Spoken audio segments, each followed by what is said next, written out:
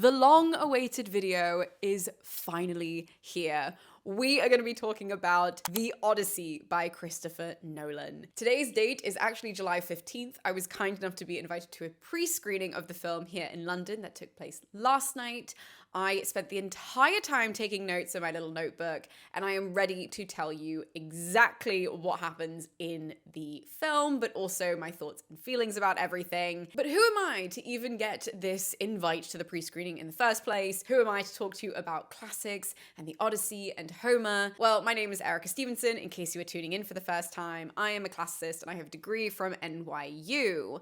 Over the last 10 years, I have continued to study classics and to do it in my own time, and I've uploaded loads of videos here on the channel, which not only pertain to Homer's Odyssey as a text, I've also translated some of the ancient Greek on camera, though surprisingly, even though everybody watched me do that in videos, people are still convinced that I can't read ancient Greek. I have no idea why, but anywho. And I've also spoken to many different experts on the topic of Homeric poetry, as well as the Trojan War, more generally speaking. Because of all of that work, it then led me to writing my book, which is just up in the corner over here, and it's called The Odyssey Effect: How Homer's Epic Poem Shaped the World, where I go into not only the ancient text, but show you how it has continued to exist throughout all time since its inception, why it's a story we keep coming back to, and how we keep returning to it. So with all of that work under my belt, it was so exciting to be invited to the pre-screening. I was also invited to the premiere, but unfortunately I was getting my wisdom teeth taken out that day, so I couldn't go.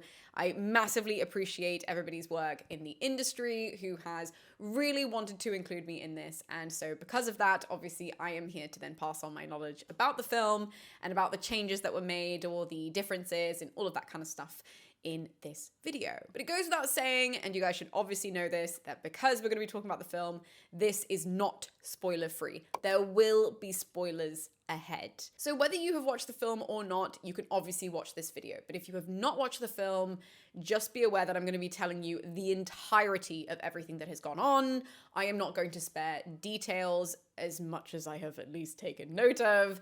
And so please do not be shocked. I am warning you now that there are spoilers. Really, the intention is to talk to people who have seen the film, but of course, if you don't want to see the film, you'd much rather watch this video, you can do whatever you want. What we're going to be doing is breaking this down in a multitude of different ways.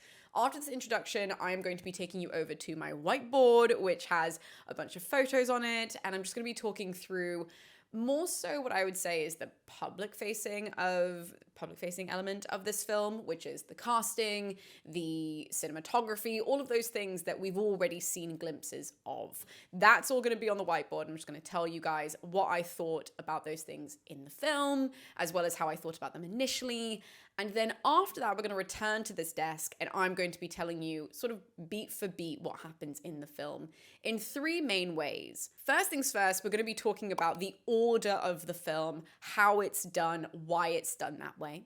Then we're going to be breaking down Odysseus's journey from Troy to Ithaca, the stops that are taken and all of that kind of jazz, because I will explain in a minute that that was a question that I had. So we're going to be talking about his journey, what he does in the film rather than in the Odyssey, and talking about sort of the comparisons between the Odyssey, if stops are, meshed together or all of that kind of stuff we're going to be going over. And then after that, I'm going to be breaking down the narrative that's been happening on Ithaca, which is also shown in the film, which will then have both of those sort of the idea of Odysseus coming home as well as the Ithaca story converge at the end, and then we can tie up that narrative. I then want to point out something at the end that I thought was really surprising that was included in the film, an element that I really loved was in the film, but I genuinely was not expecting to be in the film at all. So I'm going to sort of wrap up everything with that point, and then I'm going to leave you with not concluding thoughts about how I feel about it, but more so concluding thoughts in what you can do after you've watched the film, whether you're a classicist or not. Maybe you're somebody who's an enthusiast, you don't know where to go afterwards, or so on and so forth. I'm going to sort of be talking through next steps after the film right at the end of this video, and then we're just going to wrap it up. Before we hop over to my whiteboard, please do not forget to hit the subscribe button and the bell icon so that you know every single time I post in the future. And while you do that, I am going to go and pop in my retainers because I have just been drinking coffee as we've been recording this. Gotta go pop in my retainers, and then I will take you to my whiteboard so we can talk about all of that fun stuff. So there will be a lisp, it's slight lisp lisp incoming. But anywho, to the whiteboard. Okay, now that we're at my crazy board, we are going to begin with casting, move into production. We're going to go to visuals, and then lastly, I'm going to tell you the questions that I had about the story before I went in to watch the film.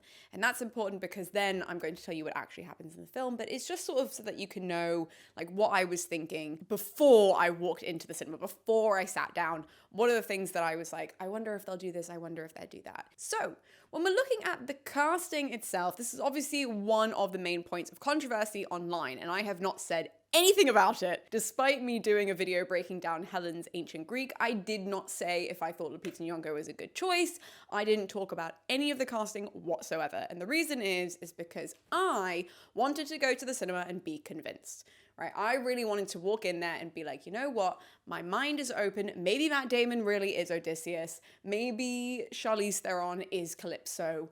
All of those things I was completely open to. I sat down and I was ready to just, again, be convinced. Now, when we're looking at the casting, just right up off the bat, for me, the most disappointing thing was that there were no Mediterranean. There are many actors that I think were absolutely robbed of an opportunity to be in the film. For example, I think Deva Cassel, who is Monica Bellucci's daughter, she was in The Leopard, unbelievably talented, would have been incredible in this film. I also think there's a Turkish actor who's called Can Yaman, and I think he was robbed because he's literally played a pirate. And the idea that you didn't put him on the boat, honestly, I think is a crime. I genuinely believe that from the pit of my heart. There are so many Mediterranean actors that could have been in this, that could have had this opportunity, and unfortunately didn't have that. But I do have to say, when you look at this cast and when you watch the film, even if they had cast one Mediterranean person, it would have thrown this entire thing out of whack. And the reason is because when you're watching it, to have Matt Damon, who is of like Irish, Scottish descent, he's from Boston. If you put somebody like Can Yaman next to him on the boat, it would have been glaringly obvious that even though he's playing Odysseus, he is not Ithacan. He is clearly not an ancient Greek man, right? And so that's kind of what I realized watching it. It's either you're like all in or you're all out. And unfortunately, Christopher Nolan chose to be all out. So in saying that, that doesn't mean that I think the actors were bad. I do just want to clarify that. That is a completely different discussion to actually talking about who is on screen. And when we're coming to the main characters, which are our little family unit, Odysseus, Penelope, and Telemachus, so that's Matt Damon, Anne Hathaway, and Tom Holland, these are really the people who are telling us the story. These are our main players, and obviously none of them are Mediterranean. And when it comes to Odysseus, Penelope, and Telemachus, one thing that I would have done and one thing that I would have loved to do if I was casting the film was absolutely made Anne Hathaway and Matt Damon, so their characters, should have been unknown Greek actors. This is my personal opinion. They should have gone to Greece or found at least Greek British people, Greek American people, like something like that to play these characters. I wanted to go in and see someone new completely embodying these characters. Because in particular with Odysseus and with Penelope, unfortunately, whilst I was watching, this was Jason Bourne on a beach, and this was the queen, the princess even, of Genovia hanging about at home. And I really couldn't get past it. I really couldn't. As wonderful as their acting was, their previous roles kind of got in the way for me, simply because these are such monumental characters. They mean so much to this story, and they have so many characters behind them that it was very hard to lose these characters, lose these actors even, in the characters themselves. However, I do want to report about Anne Hathaway because I was really worried going into this because I did see The Devil Wears Prada 2 when it came out in like May or whenever it was, and her face did not move. And I was like, oh no, we're going to have a Botox Penelope. And I'm very happy to report her face moves a lot more in this. I don't know if Christopher Nolan was like, you got to stop getting Botox for however many months or whatever it is. It's not totally normal, but it is enough that when she cries, it's not really weird. Like, there are scenes between her and Odysseus before he goes off to war, and her face is moving and contorting partially to how it should. But coming to Telemachus, I kind of left Tom Holland out of this discussion because I still stand behind Anne Hathaway and Matt Damon being subbed in for unknown Greek actors. I still stand by that even after watching the film. Again, not to say that they're not incredibly talented and they didn't pull off these roles, but I really feel like it could have been an opportunity for some unknown actors to step into them because, again, I just saw their previous characters in front of them. I did not have that experience with Tom Holland as Telemachus. I think he was the standout of the entire cast. I think he did a brilliant job. I don't know if he's very familiar with Homer's Odyssey, but he not only looks how Telemachus should look, but he also acts perfectly. He balances this kind of bratty boy who's stepping into manhood with this intense vulnerability of somebody who's trying to figure out what happened to his dad and have that kind of father figure that he's always wanted. He was brilliant. Oh, he was brilliant. If I had to recast this whole film and put Mediterraneans in it, I would still recast Tom Holland as Telemachus. I think he deserves all the awards. I know we're all talking about Cersei, but I want to talk more about Tom Holland because I thought he was the perfect casting, potentially accidental perfect casting, but really, really an absolute standout. 10 out of 10. I am now a big fan of his. I think he did really well. He spends most of the film crying, and honestly, I really felt for him. I thought he was the perfect addition to this cast as Telemachus. So initially, I did think you should have done Telemachus as an unknown actor, and then Tom Holland, because I went in being very happy to be convinced, he convinced me he was Telemachus. And I was like, tick, tick, senor, I am very happy with you. But moving on from Telemachus, let's go up to Helen, who is obviously the most controversial casting. Lupita Nyong'o plays both Helen and Clytemnestra, so we do get flashbacks to Clytemnestra, and I will explain that more in the story section. Now, the casting of Lupita Nyong'o, I have not said anything about her casting, and the reason is because my view of Helen, again, from the get-go, was this should be an unknown actress. I did not want to go in knowing the person who was Helen. I don't care if she'd only done one film or one TV show. And actually, after watching the film, Helen doesn't do a lot of acting, so it would have been completely fine to cast an unknown. And neither really does Clytemnestra. So when it comes to this role, I think this was absolutely taken from somebody that could have used this as a launch pad for their career. Simply because Helen is so infamous, she's so notorious, she's so well known, everybody has their opinions of her. But the key to Helen's character is that every single person in the cinema, everybody unanimously needs to be sitting there and needs to be convinced that you would get on this boat. I do not care if you are straight, if you are gay, however you identify, you need to be convinced. You need to go past that and go, you know what, if she was taken from us, I too would get on the boat and fight for 10 years for her.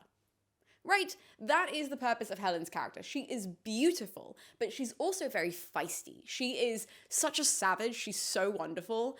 And I was more so leaning towards that in being excited to see what Lupita Nyong'o did with her, because Lupita Nyong'o is a very talented actress, and that having that spark of Helen, I thought she could potentially do that really well. I have to say that the savage side of Helen was just not seen. I have not seen anyone do Helen correctly, unfortunately. So the casting, I just think was controversial for the sake of being controversial, because you didn't even give Lupita Nyong'o the kind of role that she would actually shine in, which is the savage, sassy, fun, flirty Helen.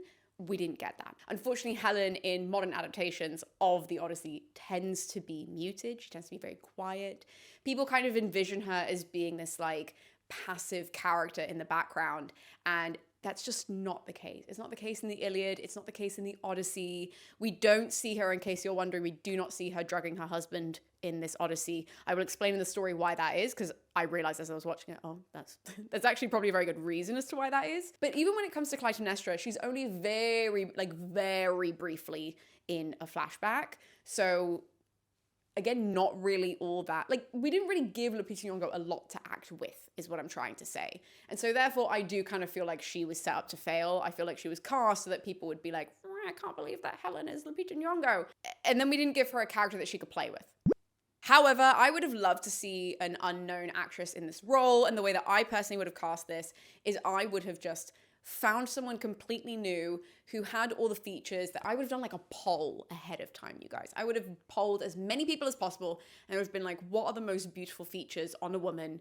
And I would have asked everybody, and if it was high cheekbones, whatever it happened to be, I then would have tried to find an actress that had all of those features in one and then just put her in Helen. So that then forever, all of us are like, damn, that's Helen. Because I would like to clarify, everybody online is constantly like, oh, Diane Kruger. I also think she was a bad choice for Helen. I also think she was a bad choice, and I think the casting for Helen, generally speaking, is quite bad. So I would have loved to see somebody I didn't know, but alas, we got Lupita, who gave us nothing because the script gave her nothing to do. Now, other characters that we should discuss, Eumaeus.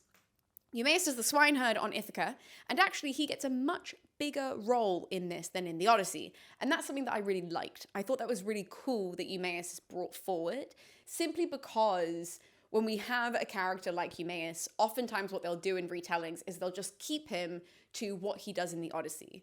And what Christopher Nolan did with Eumaeus' character is really try to show how integral to the island he is. So anytime we go to Ithaca, we do see Eumaeus doing something. Maybe he's just in the palace. Maybe he's just having a conversation with somebody. Maybe he's in the background, but he's always there. And I liked how he was there, instead of giving potentially any of those lines to some random suitor or anything like that, giving them to Eumaeus for him to kind of be there to show that he's part of the bread and butter of the island, I thought was a really wonderful touch. I also do not know this actor, and so therefore I was like, all right, that's Eumaeus, that's fine.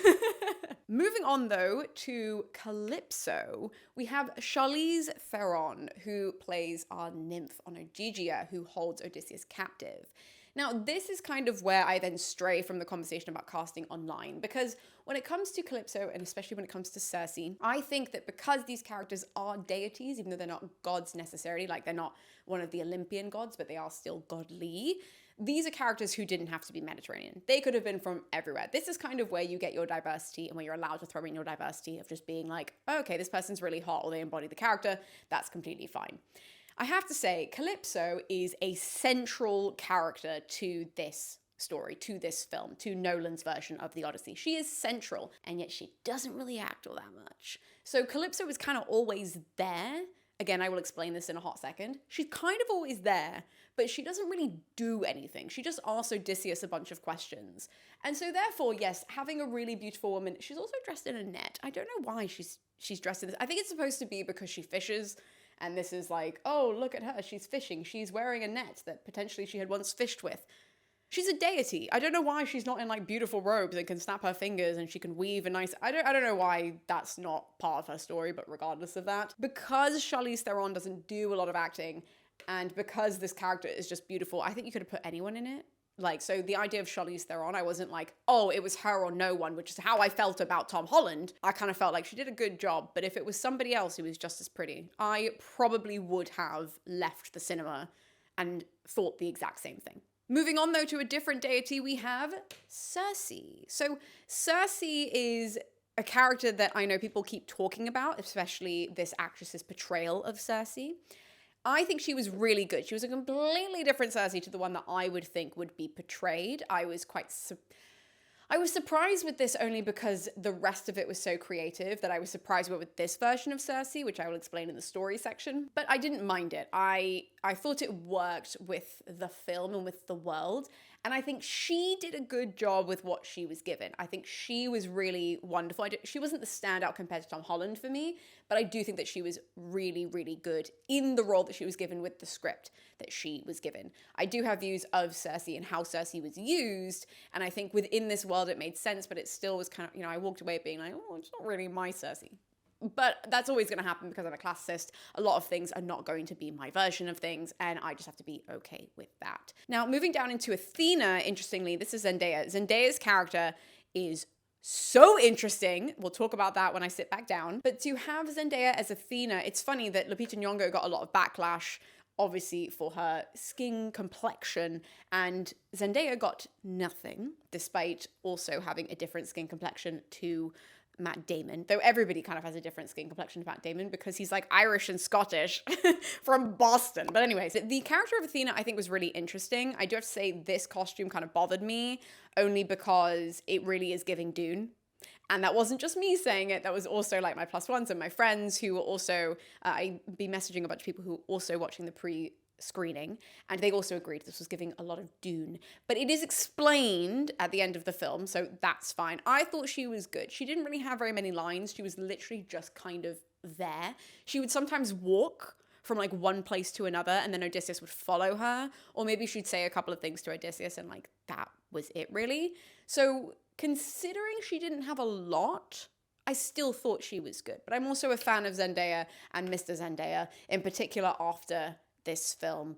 I wouldn't recast Zendaya as Athena, but I did like the explanation of Athena's character and of why she's wearing what she's wearing and why she's acted the way that she's acted. I thought that was a really nice touch by Christopher Nolan, which again we'll get to in the story section. And lastly, of the main characters that we're going to discuss is Antinous, or as I say, Antinous, in case you have watched any of my videos. This is Robert Pattinson. Obviously, Robert Pattinson is good in anything, but again, he doesn't look Mediterranean, so you couldn't have cast any Mediterraneans next to him. However, with what he was given, I do think that he was really, really good. I think his portrayal of this villain, quote unquote, because he's not really the villain, there are like a number of different villains in the Odyssey. I think that he played it very well. He played it very calm, very slimy. He was quite low in the way that he spoke, like quiet. I really liked his portrayal of this character. Again, did I have the same reaction to Tom Holland as I did to Rob Pattinson? No, I think Tom Holland blew everybody out of the water, but I do think that Rob Pattinson was, like, I think the reviews of Rob Pattinson currently that are saying, oh, this is like his best work, I think he did do a fantastic job with what Christopher Nolan gave him. Now, the last person, actually, did I just say the last person for Antinous? Well, I completely forgot about Melantho. Melantho, I was incredibly surprised by, only because there is this discourse online with everybody being like, oh, but we need to be nice to Melantho because blah, blah, blah. I have said consistently on my channel, I hate Melantho. I think she's a bitch.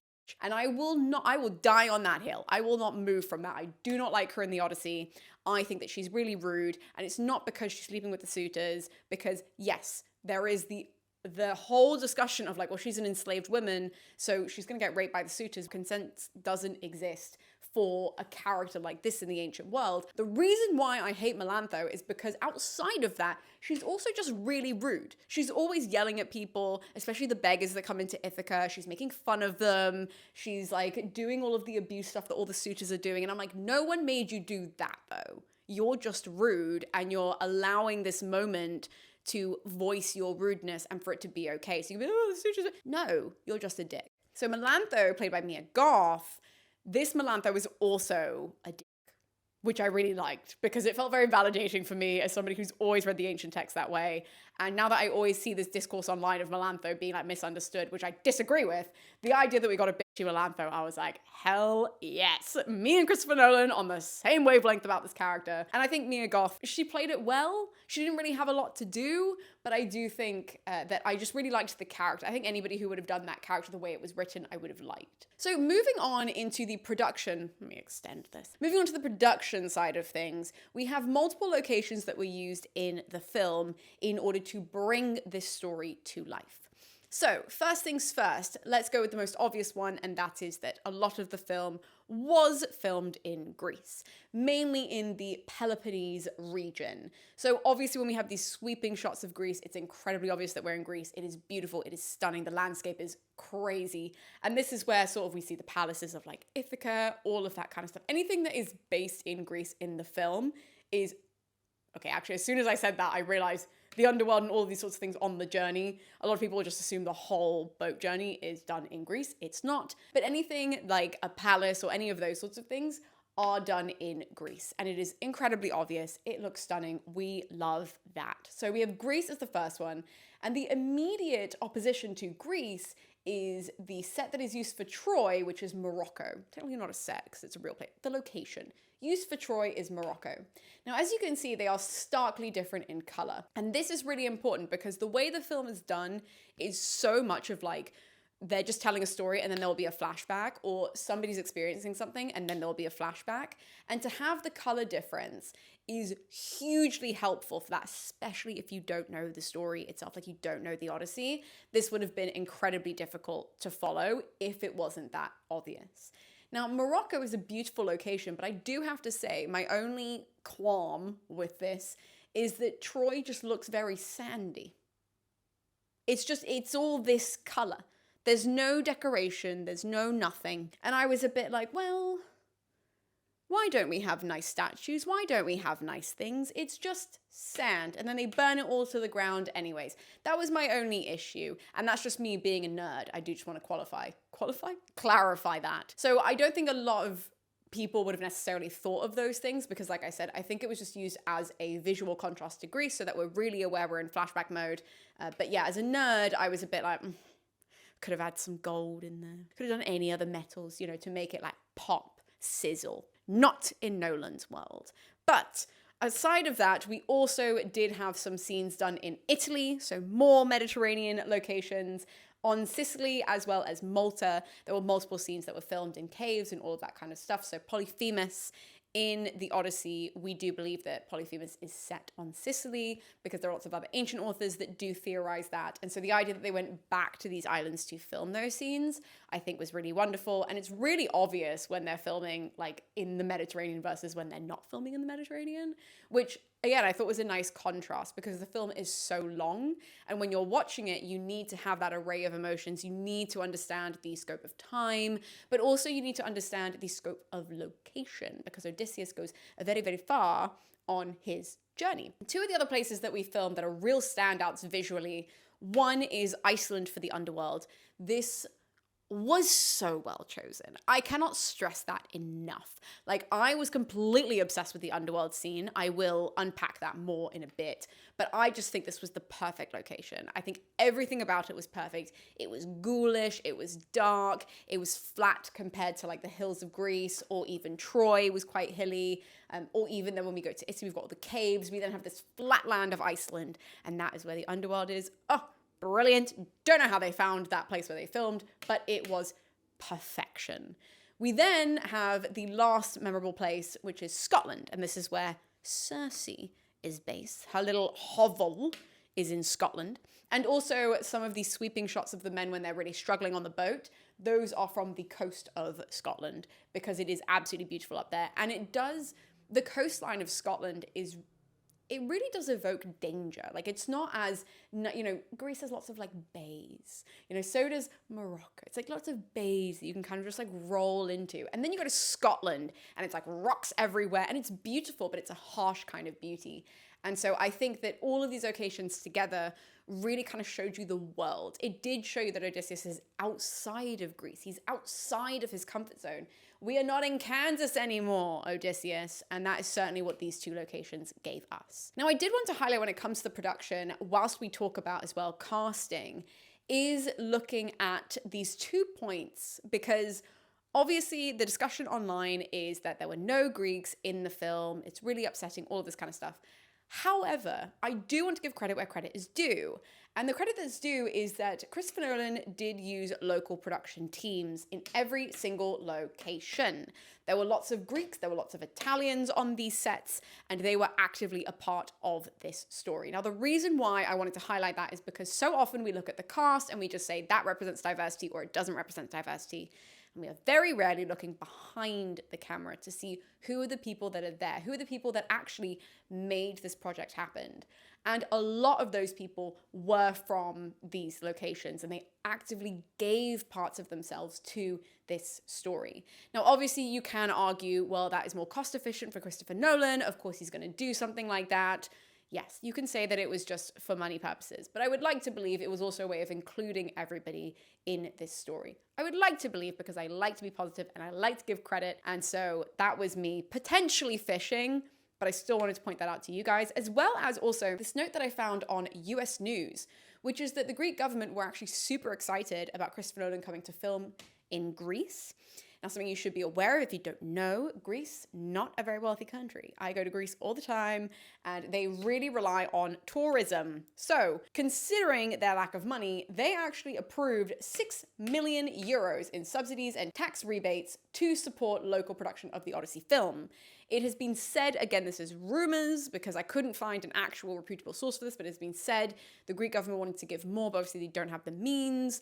And so therefore there was a lot of deals that they were doing, but not all of the deals that Christopher Nolan actually wanted could be given by Greece. But that doesn't mean that Greece were not actively a part of this. They were not aware that this was happening, and that reportedly they were excited that this would be happening. Even though they knew this was the cast and they knew this was the plan, they were still like, well, this is still really good for us and potentially for tourism. That's why I wanted to bring this up, because if the film does anything, I really hope it brings people to Greece, and I really hope it brings people spending their money in Greece. And I hope that a lot of these sites become really popular for people who love this film to go to visit these, smaller sites in the Peloponnese, and all of that kind of stuff could really, really benefit Greece. So that way, when something like this comes around again, maybe they have more say, or maybe potentially one day they could fund their own version of this. In saying that, when it comes to Greece and when it comes to all of these sites that were in Greece and the smaller sites in Greece, something that I really, really loved is that when we are walking through the palaces of Greece, you can tell the palaces that inspired the set design, which is something that I thought was a really wonderful note for Christopher Nolan to do. So the most obvious one is that the palace at Knossos on Crete clearly inspires the palace of Ithaca.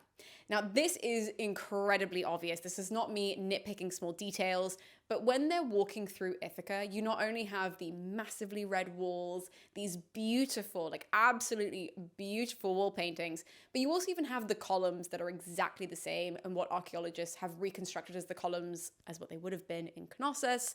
And there are lots of little, sort of the throne that's been found there is also used in Ithaca. All of these sorts of things where you can see in a bunch of the other palaces as well, in the different places, what real world places inspired the set design. So not only do I hope that this film, because, everybody's the Greeks getting involved, the Italians getting involved, not only do I hope that all of this brings more people to Greece, but it also brings more people not only to these sites, but also the sites that inspired these ones. So obviously people are going to end up going to Ithaca because they want to go, but I really hope that then they go to Crete, they see Knossos, all of that kind of stuff, because it is so infused with all of that I think it is actually visually an incredibly stunning film because of details like this, but also just the color grading.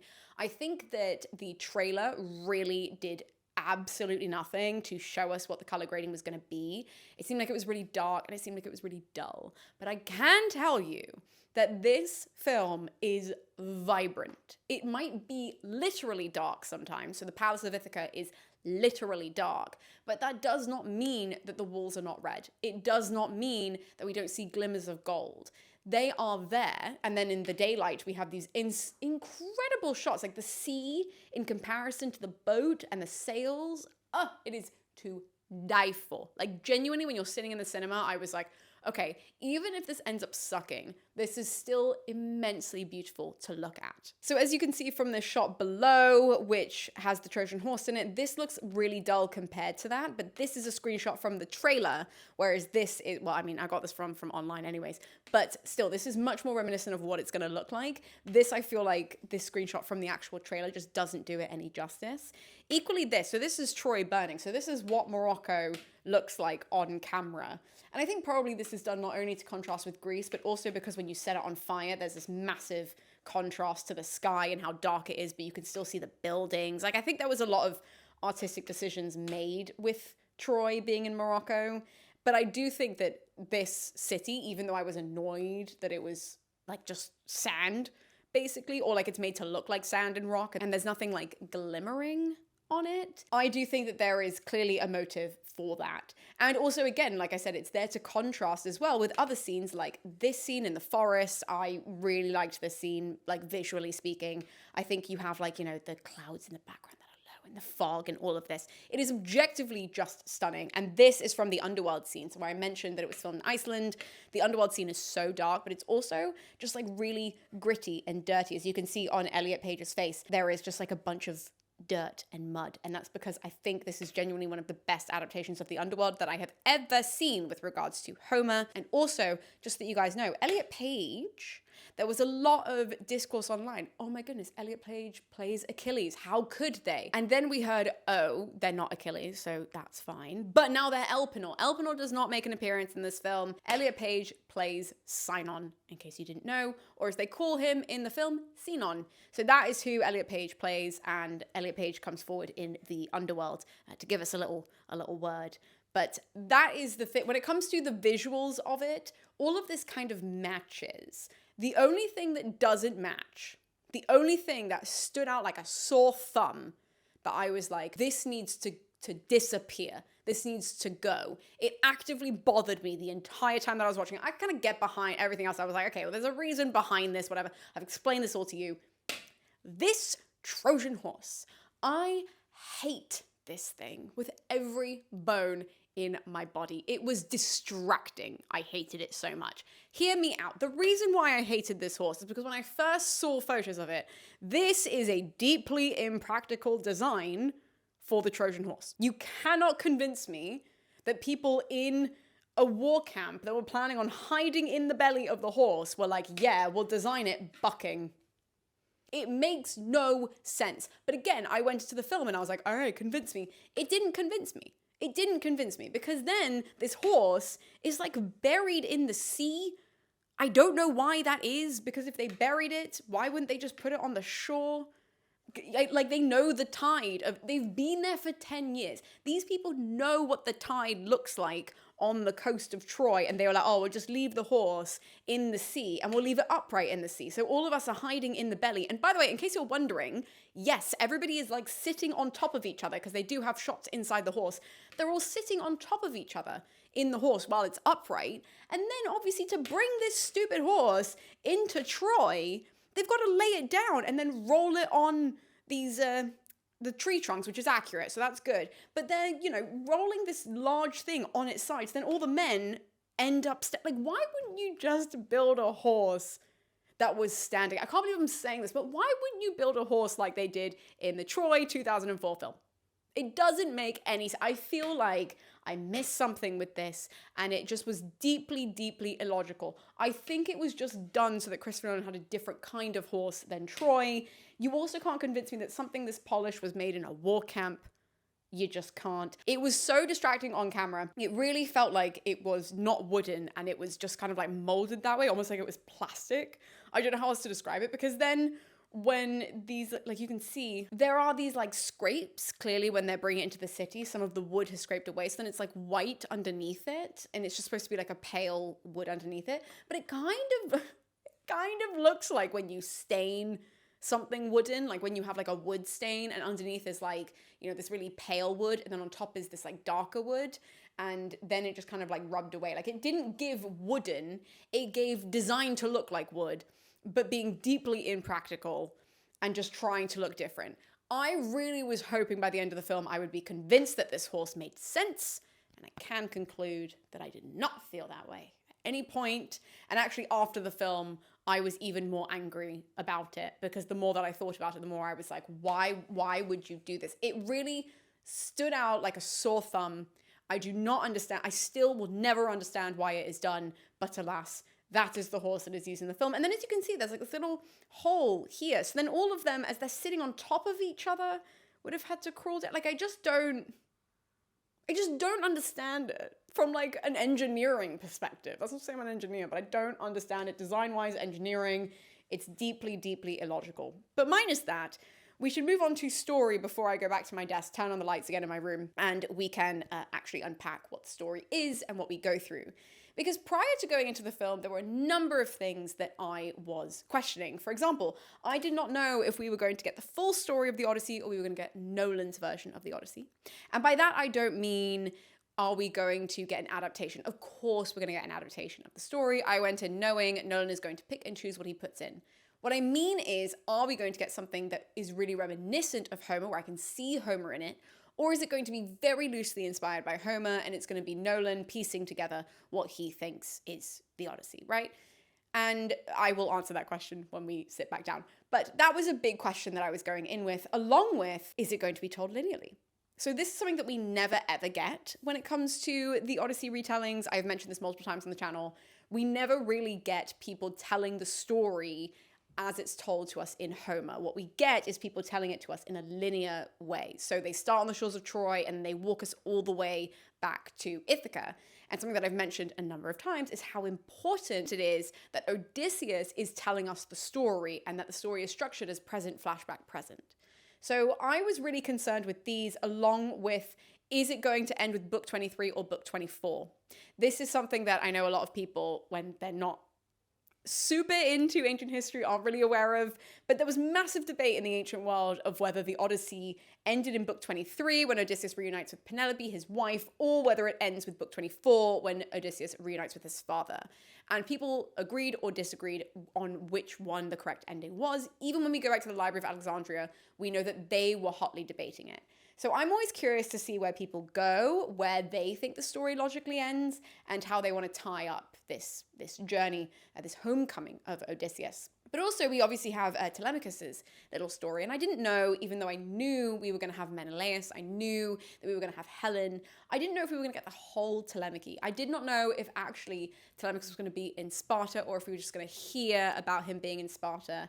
So I was wondering if we were going to go to Pylos and meet Nestor, if we were actually going to go and meet Menelaus in Sparta, and if we see why Telemachus does this journey, or if it's just going to be a random flashback to kind of give us a bit of context for what is going on in Nolan's version of this. I also was curious about what stops would be involved. And the reason why I was curious about that is because in every single rendition, there will be stops left out. You cannot go into a version of the Odyssey and assume somebody is going to follow Odysseus' journey on a map. It's not going to happen. It would take you an age to do that. And so I was really curious about which ones he would choose to eradicate and which ones he would choose to keep in there, maybe which ones he would combine. This is a really common thing in storytelling, that oftentimes they'll combine different stops, so that way you have half the amount of stops as opposed to all of them. So this was really intriguing. And lastly, I was wondering if Nausicaa was going to be in it. And the reason is because I can't think of one rendition off the top of my head of the Odyssey that includes the Phaeacians. They are a very important character to the Odyssey. They are very important people to the Odyssey because they're the ones who help Odysseus do that last step back to Ithaca. They gave him a boat, all of that stuff. And so I was really wondering, with everything that Christopher Nolan has said about how much he loves the Odyssey and appreciates Homeric poetry, I was curious to see if Nausicaa makes an appearance. So I'm just going to ruin that for you right now, by the way. She doesn't. There is no Nausicaa, so Deva Cassel could not have really been in this film because there's nobody young enough that she could have played. But regardless, I was sitting in there kind of hoping we'd see Scheria, and of course, we did not. But that might be leaving you wondering, what did we see in the Odyssey film? So let me go back to my desk and we're going to run through exactly what goes on in the Odyssey, what my thoughts were, how it changed or how it adapted for the IMAX big screen. A note before I start telling you all of the in-depth things about the story. We're going to go through the entire narrative. I do want to let you guys know that I actually brought a little notepad with me to the cinema. And in this notepad, I was literally writing in it as it's like pitch black. But I made all the notes as I was watching the film, and then I came home last night and I typed everything up on my laptop, which I do have just below camera, as you can see. So first things first, let us dive into the order of events of how the story is told. For you guys who don't know, the order in Homer is that it is present, flashback, present. Okay, I have explained this numerous amounts of times on the channel. This is very important because we need to have this unreliable narrator in Odysseus, and this is oftentimes forgotten in favor of just telling the story in one fell swoop. A massive thumbs up to Christopher Nolan because the story is told in Homer's way. So we do have the unreliable narrator that comes through. We do have Odysseus' journey from Troy through to Calypso's island told in flashback. However, it is slightly different. The way that it's slightly different is that we do not have, like I just said, we don't have the Phaeacians and we don't have Nausicaa, which means that we need to have Odysseus telling the story to a different person, and that different person is Calypso.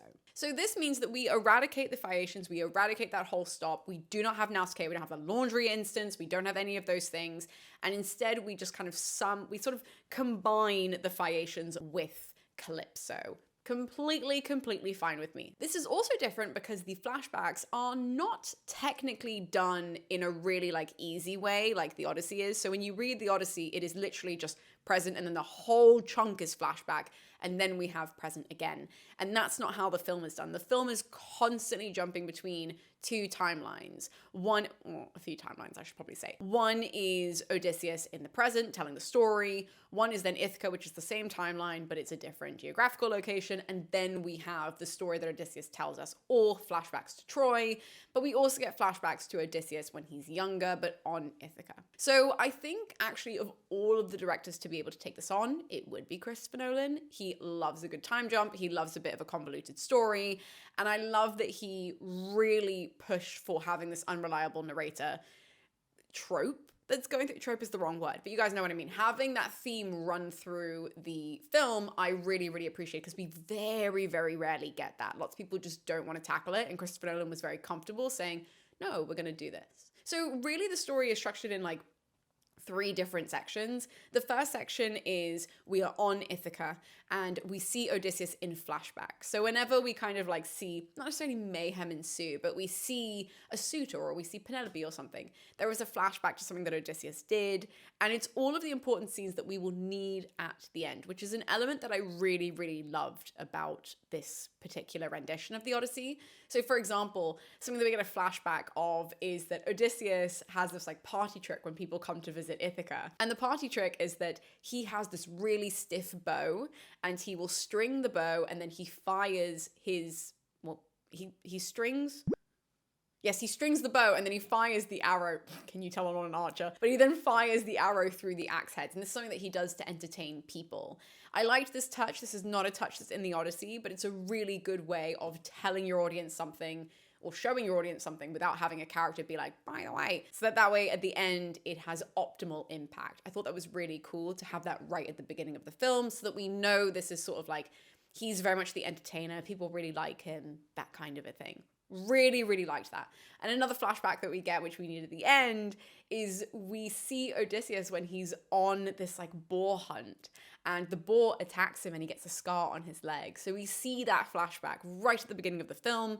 And we know later on, for all of you nerds that have read the Odyssey, you will know that we need that at the end for Eurycleia, and everybody who's watched the film knows that Eurycleia does remember Odysseus via this scar, does notice Odysseus via this scar. So these are 2 sort of flashbacks that we see. We see a number of other flashbacks as well. This is kind of what we're dealing with. We're seeing Odysseus, but we're seeing all of these really important scenes that we will need at the end, whilst we are also seeing the current narrative, the current timeline of things that's happening on Ithaca. Then, and I'm not sure at what point in the film this is, but then we hop to meeting Odysseus. And when we hop to meeting Odysseus, he is on the island of Calypso.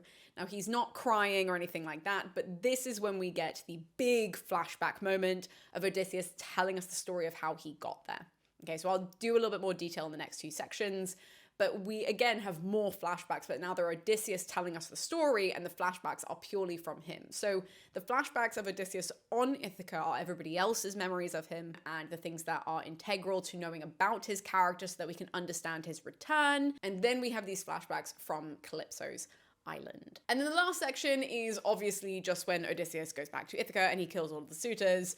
That has nothing to do with, flashbacks or anything like that, but it's literally the structure of Homer's Odyssey. It's just done a bit more intentionally so that people can walk into the film not knowing anything. And also we don't have to have characters that are like, by the way, he got this boar scar on this hunt. We don't have to have anybody explaining. It's just already in the film. So really, really loved that we got Homer's rendition of the story. We got Homer's structure, and Christopher Nolan was very comfortable taking that on. And I think he did an unbelievable job with that, because the way that we see this unreliable narrator is absolutely beautifully done. I will probably say this multiple times in this section of the video, but it is so clear to me that Christopher Nolan actually loves the Odyssey. You can say whatever you want about the casting, you can say whatever you want, you want to boycott it or anything like that. It is clear that that man loves this book.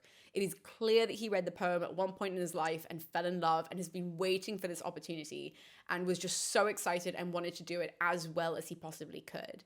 Sometimes you hear people saying that, oh, I love this. And then you see their art when it's, a rendition of one of these tales For example, Troy from 2004, we constantly have all of these interview clips of the director saying, I love the Iliad, I love the Iliad. And then you watch the film and you're like, I just am not convinced that you love the Iliad. I think you love the story of Troy. I think you're just saying you love the Iliad so that you sound smarter. Christopher Nolan really loves the Odyssey, really loves it, and did his absolute best to honor the story as it was told in Homer. So with that being said, we should move into talking about the actual order of Odysseus' journey that Christopher Nolan tells us. Again, so I'm going to be looking down at my laptop a little bit just so that we can kind of keep this. Maybe I should just sort of angle it up so that you can see I'm not I'm not just like ignoring you and looking at the table. I am looking at a screen because there was no way that I was going to remember this. So the actual order of Odysseus' journey is important for us to talk about simply because in a film, it doesn't matter if it's 3 hours long. In a film, it is going to be virtually impossible for us to see every single stop that is told to us in the Odyssey, okay? Here is a picture of my book. I do have a list of Odysseus's stops, which is just literally printed in list form in the book. In case you guys want to order the book, you can find the links in the description below. So let's start with the order of Odysseus' journey from Troy. Okay, so this is not the start of the film. This is when Odysseus starts telling us the story. And when he leaves Troy, we have this moment where him and his men get on the boat and they can see all the other boats are heading home from the Battle of Troy. Now that they are successful, they can return back to mainland Greece. And they see one of the boats that is Agamemnon's. One of the men suggests that they follow Agamemnon or they take that path. And Odysseus himself says, no, let's take the longer journey home because then that way we can see more of the world. He says something along the lines of that. And obviously when you're sitting there, you kind of want to be like, why would you say that? I think this was Christopher Nolan making fun of Odysseus. My controversial opinion is watching this, I was like, this creator, this director is so aware of the narrative of the Odyssey and is so aware of its flaws that the idea that Odysseus has just spent 10 years at Troy and then is like, nah, we'll just take the long way home. He's clearly doing that for the nerds that know the story because obviously, again, that doesn't make any sense. And I think it was a really nice sort of like moment for all of us to kind of chuckle at. Like, again, you spent 10 years away from home and you're like, I want to see more of the world. You would be so tired at that point. What do you mean you want to go traveling? Love that little note. So the boat starts going off in the opposite direction to Agamemnon's boat. And the first stop, surprisingly, is the Cicones or the Cicones on Ismarus. And I say surprisingly because this is a stop that is often missed out when we see renditions of the Odyssey because this is such a blip in the ancient text. And it really is a very short moment in the ancient text. They roll up onto the shores, they get out, they raid this place, get back on the boat, and they continue. Most people, therefore, just cut it out. But Christopher Nolan put them in there. He put them in there for a reason, and I'll come back to that reason in a bit. But still, we have the Cicones or the Cicones. They do get off, they do raid this place, and then they do just get back in their boats and they keep going. So again, thumbs up that we included them. Nobody says their name, not important. Nobody says Ismarus, not important. They are there. People are getting that. If they haven't read the Odyssey, they're getting that piece of information. When they finally come to read the Odyssey, they'll be like, oh, that was what we were doing there? That makes sense. The next stop is Polyphemus. Now, the Polyphemus stop is interesting because we don't get the Cyclops' name. So a lot of people would just say, oh, the Cyclops. Cyclops is really weird in this film. Like, literally the nose is like contorted and the eye is like my eye but standing upright. So you would kind of assume it would just be a circle, but it's like really... The whole design of the Cyclops kind of looks like a giant baby, if I'm being completely honest. A giant like stone baby. It's a very bizarre... And I'm not saying that in a bad way. It's just a very bizarre design. And obviously it's supposed to make you feel uncomfortable. That is the whole intention of it. And stupidly, I had really high hopes for this scene.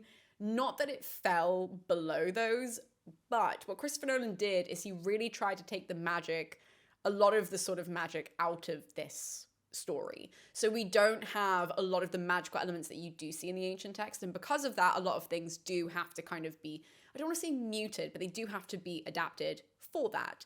And so we don't have this element of the Cyclops and Odysseus like becoming friends and chit-chatting. None of that happens in this, which means that therefore there is no nobody trick. Now, obviously, watching that as a classicist, I was disappointed initially But again, after sleeping on it and thinking about like, well, if you don't have a lot of magic, obviously you can't have the Cyclops that talks. Interestingly, in this scene, the men do realize that the Cyclops can talk, but just nobody wants to talk to the Cyclops. Which I guess is a natural response.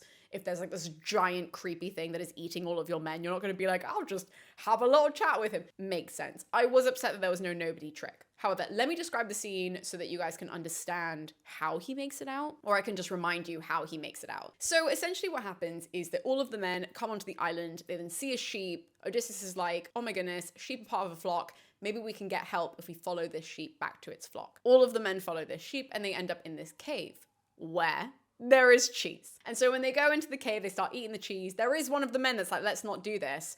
And Odysseus is saying, oh, well, there's Zeus's law. So the way that they explain Xenia in this, which is the ancient law of hospitality, is that they just call it Zeus's law. They don't call it Xenia. No problem with that. And they repeat it so much that I think people who are watching this will really understand that concept, which is wonderful.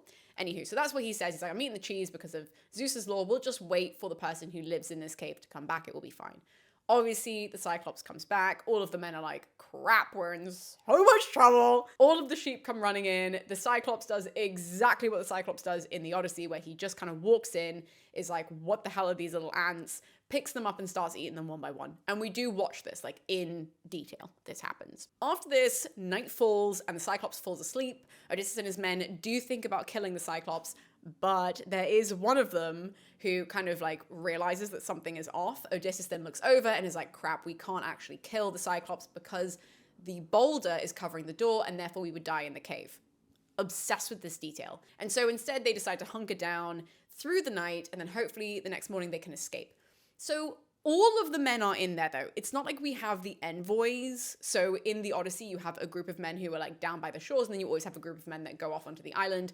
This seemingly is all of the men that end up in the Cyclops' cave, which is really poor leadership on Odysseus' part, minus that. He is then in the cave with all of his men. Then when dawn comes, the Cyclops does open the door of the cave and a number of the men just run out, Odysseus being one of them, but then he turns around and he realizes, oh my god, so many of my men are still inside, and so he goes back inside, ends up getting locked in the cave. But half of the men have escaped, so they are down, I presume, by the shore. We don't follow them. The men in the cave then, when night falls once more, they then start sharpening a stick, and they just end up blinding Polyphemus, the Cyclops. Again, he doesn't have a name in the film, but they just end up blinding Polyphemus in order for them to get out of the cave. So there is no conversation, there is no nobody trick. They just blind Polyphemus. He then opens the door to the cave, the boulder that is blocking the entrance to the cave in the morning, so that all of the sheep can come out. And instead of, in the Odyssey, we do have this really iconic moment where Odysseus and his men, got these braces and the S's, struggling. But Odysseus and his men do cling to the underside of the sheep, so that way when Polyphemus, who's blind, he puts his hand down to count the sheep, they then can get out safely because he can't feel the men. In Christopher Nolan's version, there seemingly is like no understanding. Like Polyphemus does not know how many sheep he has, which means that he's a pretty shit shepherd. I'm going to be quite honest with you. I just watched Sheep Detective, so I feel very passionately about the fact now that, like, how could Polyphemus not know the amount of sheep that he had? In the ancient text, he does. That's why they have to hide underneath the sheep, because Polyphemus is a good shepherd, and therefore he knows how many sheep are in his flock. Anywho, so what all of the men do is, as the sheep are escaping, they tie like hay or something to their backs, and a lot of it. And so when all the sheep are running through, they also get down on their hands and knees and they kind of go through, so that way when Polyphemus just touches the top, it feels like wool or like something rough, and they can make their escape. Now, obviously, as the same in the Odyssey, we need to have Polyphemus get even more mad because we need Poseidon, and I use Poseidon in quotation marks here because the gods don't really play an active role in Christopher Nolan's version of this story, but regardless, we need a Poseidon character to therefore kind of go up against Odysseus and his men. And so, randomly, when Odysseus leaves the cave, he like turns around, takes out his bow and arrow, and then just shoots Polyphemus. It makes no sense. To be fair, it doesn't make any more sense than Odysseus in the ancient text getting on his boat and being like, by the way, my name is Odysseus. You were also equally going, why would you do that? So fair enough. We just have one silly action replaced with a different silly action. So he shoots Polyphemus whilst Polyphemus is still in the cave. Polyphemus is obviously raging. Odysseus then runs down to the boat. All of the men are like, why would you shoot him with an arrow? And Odysseus is like, you gotta do what you gotta do. And Polyphemus then does throw a random rock that he finds. Completely out of the blue, finds this rock, throws it at the men, and the men are fine though. Obviously the boat is fine. And they just start sailing away. So that is how the whole Polyphemus episode happens. And that is the second stop after the Cicones or Cicones. So we've got Troy as technically that's sort of where they're leaving, and the first stop is the Cicones or Cicones, and then we have Polyphemus, who is not named in this, but that is how different it is.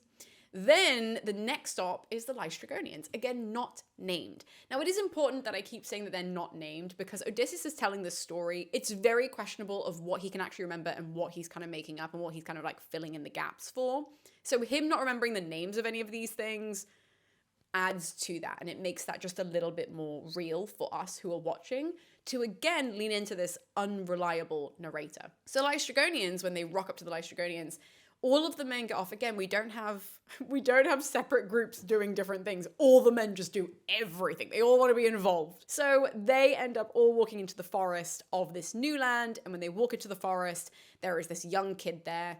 The young kid starts screaming, and out of the fog from in front of them comes these giant metal things. This is a really brief stop in the film because the metal guys come out and obviously Odysseus and his men are just like, we are not equipped for this. They leave, go back to the boats. The Lystrygonians follow them and then just start hacking at a bunch of the boats, like literally with their sword. There is a zoom in at this point where we just see a sword hitting the wood of a boat, and then two of the boats, I think, are destroyed, and then Odysseus's boat keeps sailing. So it's really, really minimal. We do not hear the name Lystrygonians. I just know they're Lystrygonians. And it is longer in the Odyssey. It is also different in the Odyssey. But to be fair, I do not know if you can have cannibals in a modern film that you're trying to get a bunch of people to come and watch and engage with the ancient text. It's a bit of a hard sell. And so therefore, I'm not mad about this at all. And also, I did make a side note, and I put this all in capitals when I was typing this up last night, so I would remember to say this. The music of this scene in Christopher Nolan's film is phenomenal. That is literally my note. My note is, this is phenomenal music. This scene is crazy, insanely good. 3 exclamation points. Love, 5 exclamation points.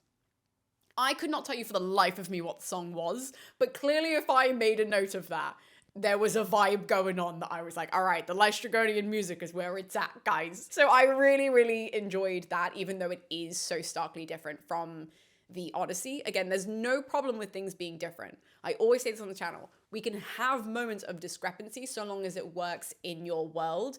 And I think that version of the Lystrygonians worked in Christopher Nolan's. I don't know why they're totally metal. Like, there are lots of things where I was just like, I don't know why this is happening. But I was immersed in the film, and all of this worked in that world. Our next stop is Circe. Now this is, I might make some enemies. This is where I started to go, did not like Circe. I liked part of this, but I didn't like a lot of this. And the reason is because it hit at one of my pet peeves when I watch ancient films. As someone who studies this, now just to clarify again in this video, I've said on the channel, oh, I'm like an ancient historian, blah, blah. My specific degree is classics. Okay, so what I do is literature-based things. I read and then I tell you what's in the book. That's why this channel is structured the way that it is, okay? I am not qualified technically to do anything else. I just say ancient historian because nobody understands what my specific training is, which is reading and then regurgitating or analyzing or whatever happens to be. And so, therefore, when I am watching ancient films, my main pet peeve, because in the literature, we get these beautiful descriptions of landscapes and palaces and all of this, and that is the case with Circe. And in the film, we are given this, like, hovel, and then we're given ruins around it. Oh my God, if I see another ancient set film that has ruins, I might scream. All on the landscape of where Circe's palace is like things in the ground where it's like this old statue of a head and blah, blah, blah, and all this stuff. And I'm like, please make it stop. This is set in 1200 BCE. Where are the ruins from? Like, what are you talking about?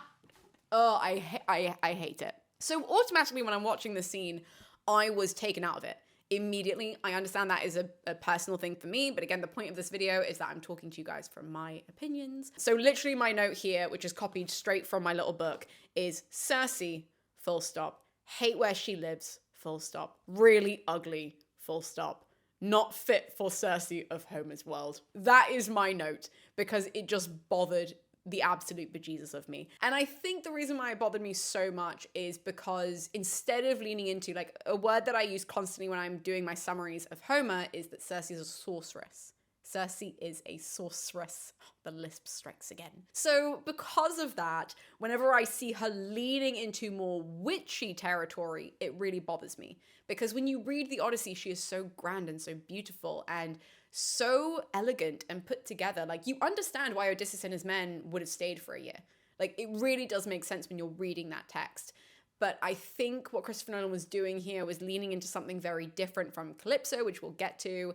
And I think also was kind of leaning into this more, he was leaning a lot into darkness. And I don't mean physical darkness of the film, but trying to make things spooky. And so making Cersei more of like a quote unquote witch that we would be familiar with rather than a sorceress is, I guess, kind of helping the audience understand what she does without trying to convince you that she's as magical and powerful. Like, I don't know how to explain it, but it was clearly for the audience rather than, oh, I'm going to take this from Homer. It was like, let me just do this.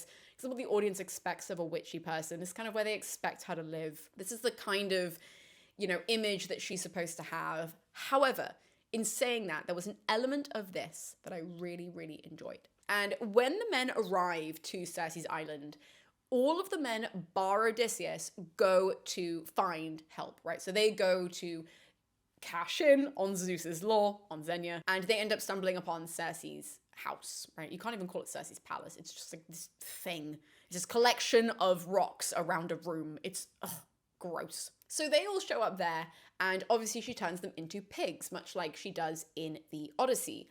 However, what is different about this is that there is a really elongated scene where all of the men start eating her food and then slowly it just gets really gross. Like, they are just kind of like almost inhaling the food. It's really grotesque to watch. And then Cersei walks around the back of them and starts like massaging their heads into the heads of pigs. It is so gross and so creative and so cool that I was like, all right, I can get past the ugly Cersei exterior. That's not to say that Scotland is ugly. I just mean the way that they've designed all of the ruins and the way this house looks and all of that kind of stuff. The actual landscape was beautiful because it's Scotland, and Scotland just is genuinely a very beautiful place. However, I loved that. I loved the idea that they didn't just pop into being pigs, you know, because you could have had like a magical wand come out and be like, boop, boop, boop. And Christopher Nolan leaned away from that and was like, how do we make this really uncomfortable to watch? Not only that, but we also have the interesting feature here, which is different to Homer, that there is not somebody left outside. So all of the men go in and all of the men are under Cersei's spell, which means that there is the question of then how does Odysseus know to go and save them? Because in the book, we have one guy who goes back to Odysseus and he's like, we need to go. And bear in mind, there are other men down on the shore. Remember, we don't have the two groups doing things.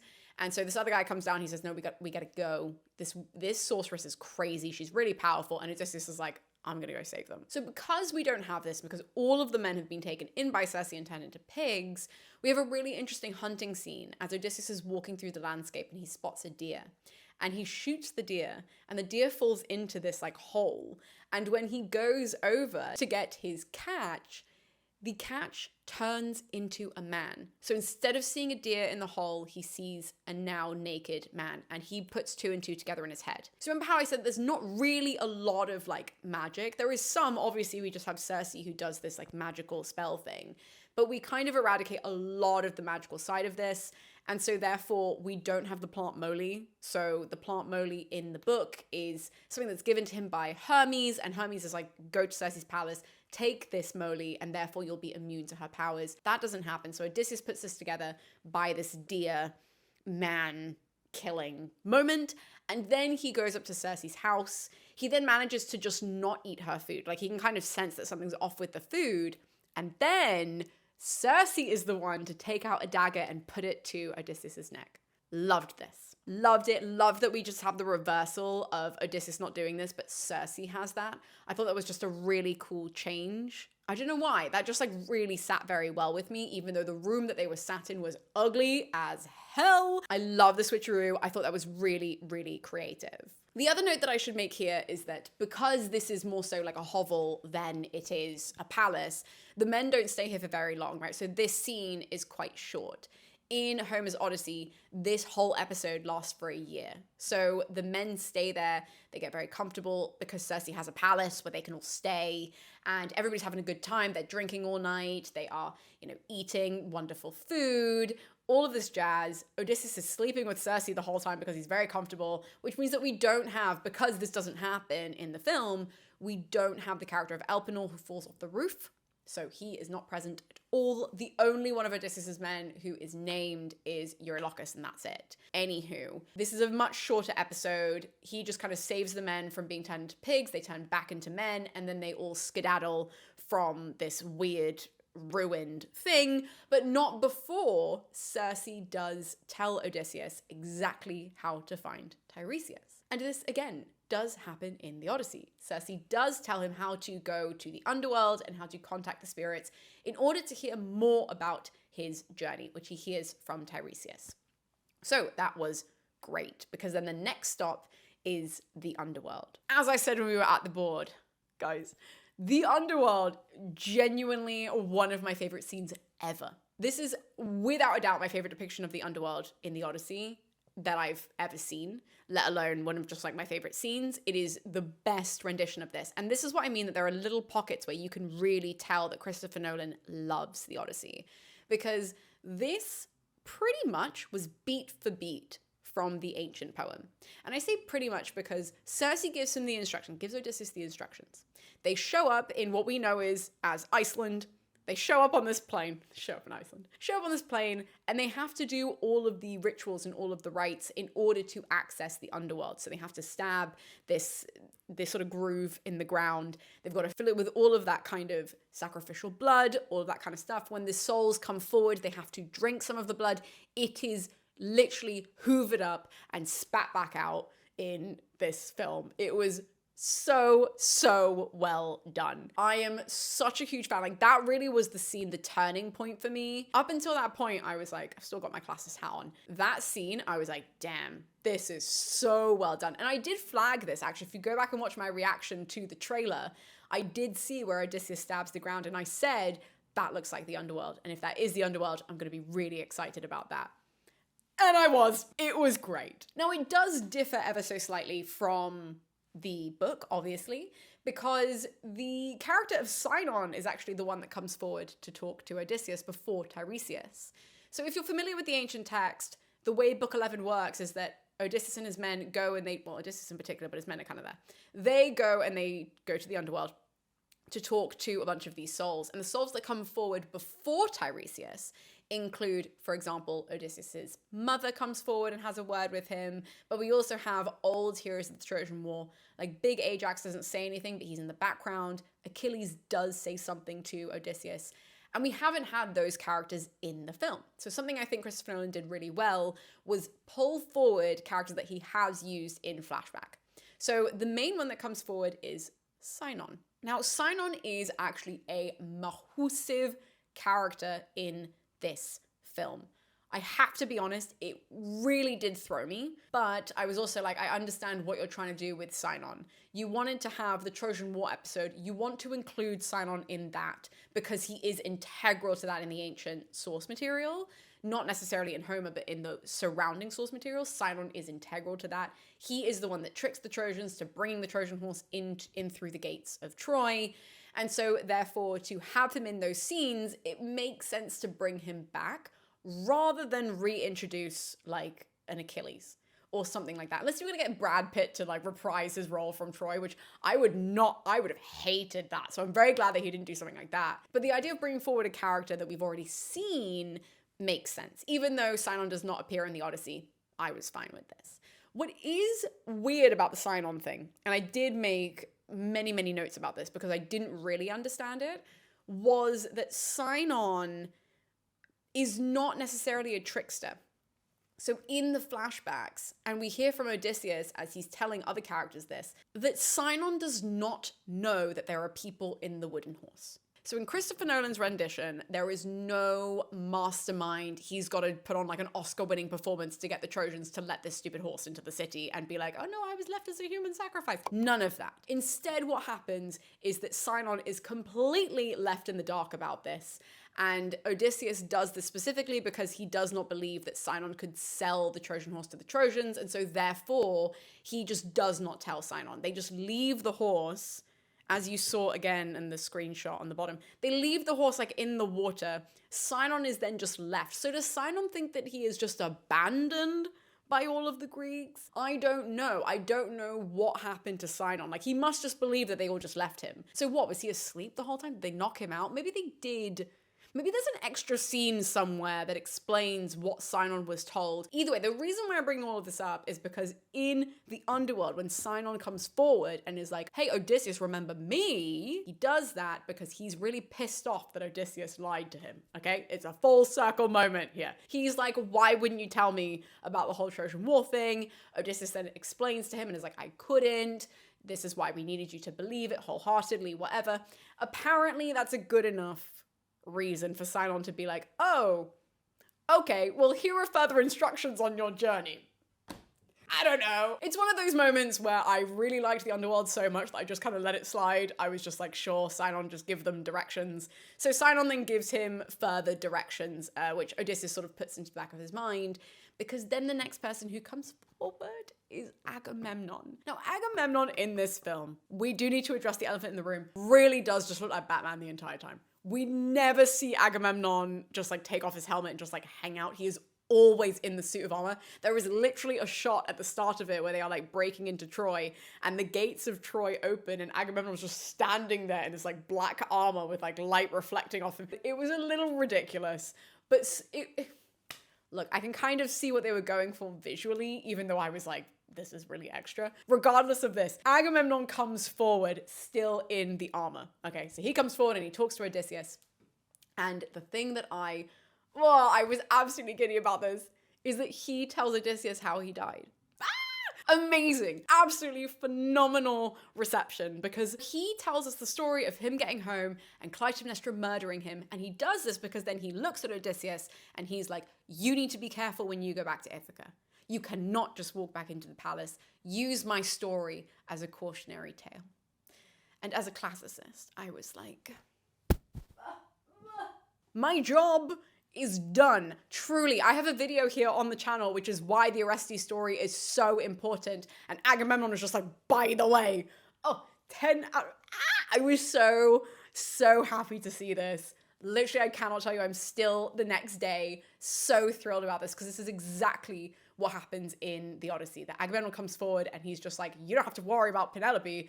Unlike me, I married a monster. And you're obviously just like, Agamemnon, chill out. And that's kind of how, not necessarily how you feel in this moment, but I'll explain this a bit later. You kind of are like, oh, okay, like now the whole story makes more sense to me, because we do have rumblings of this throughout.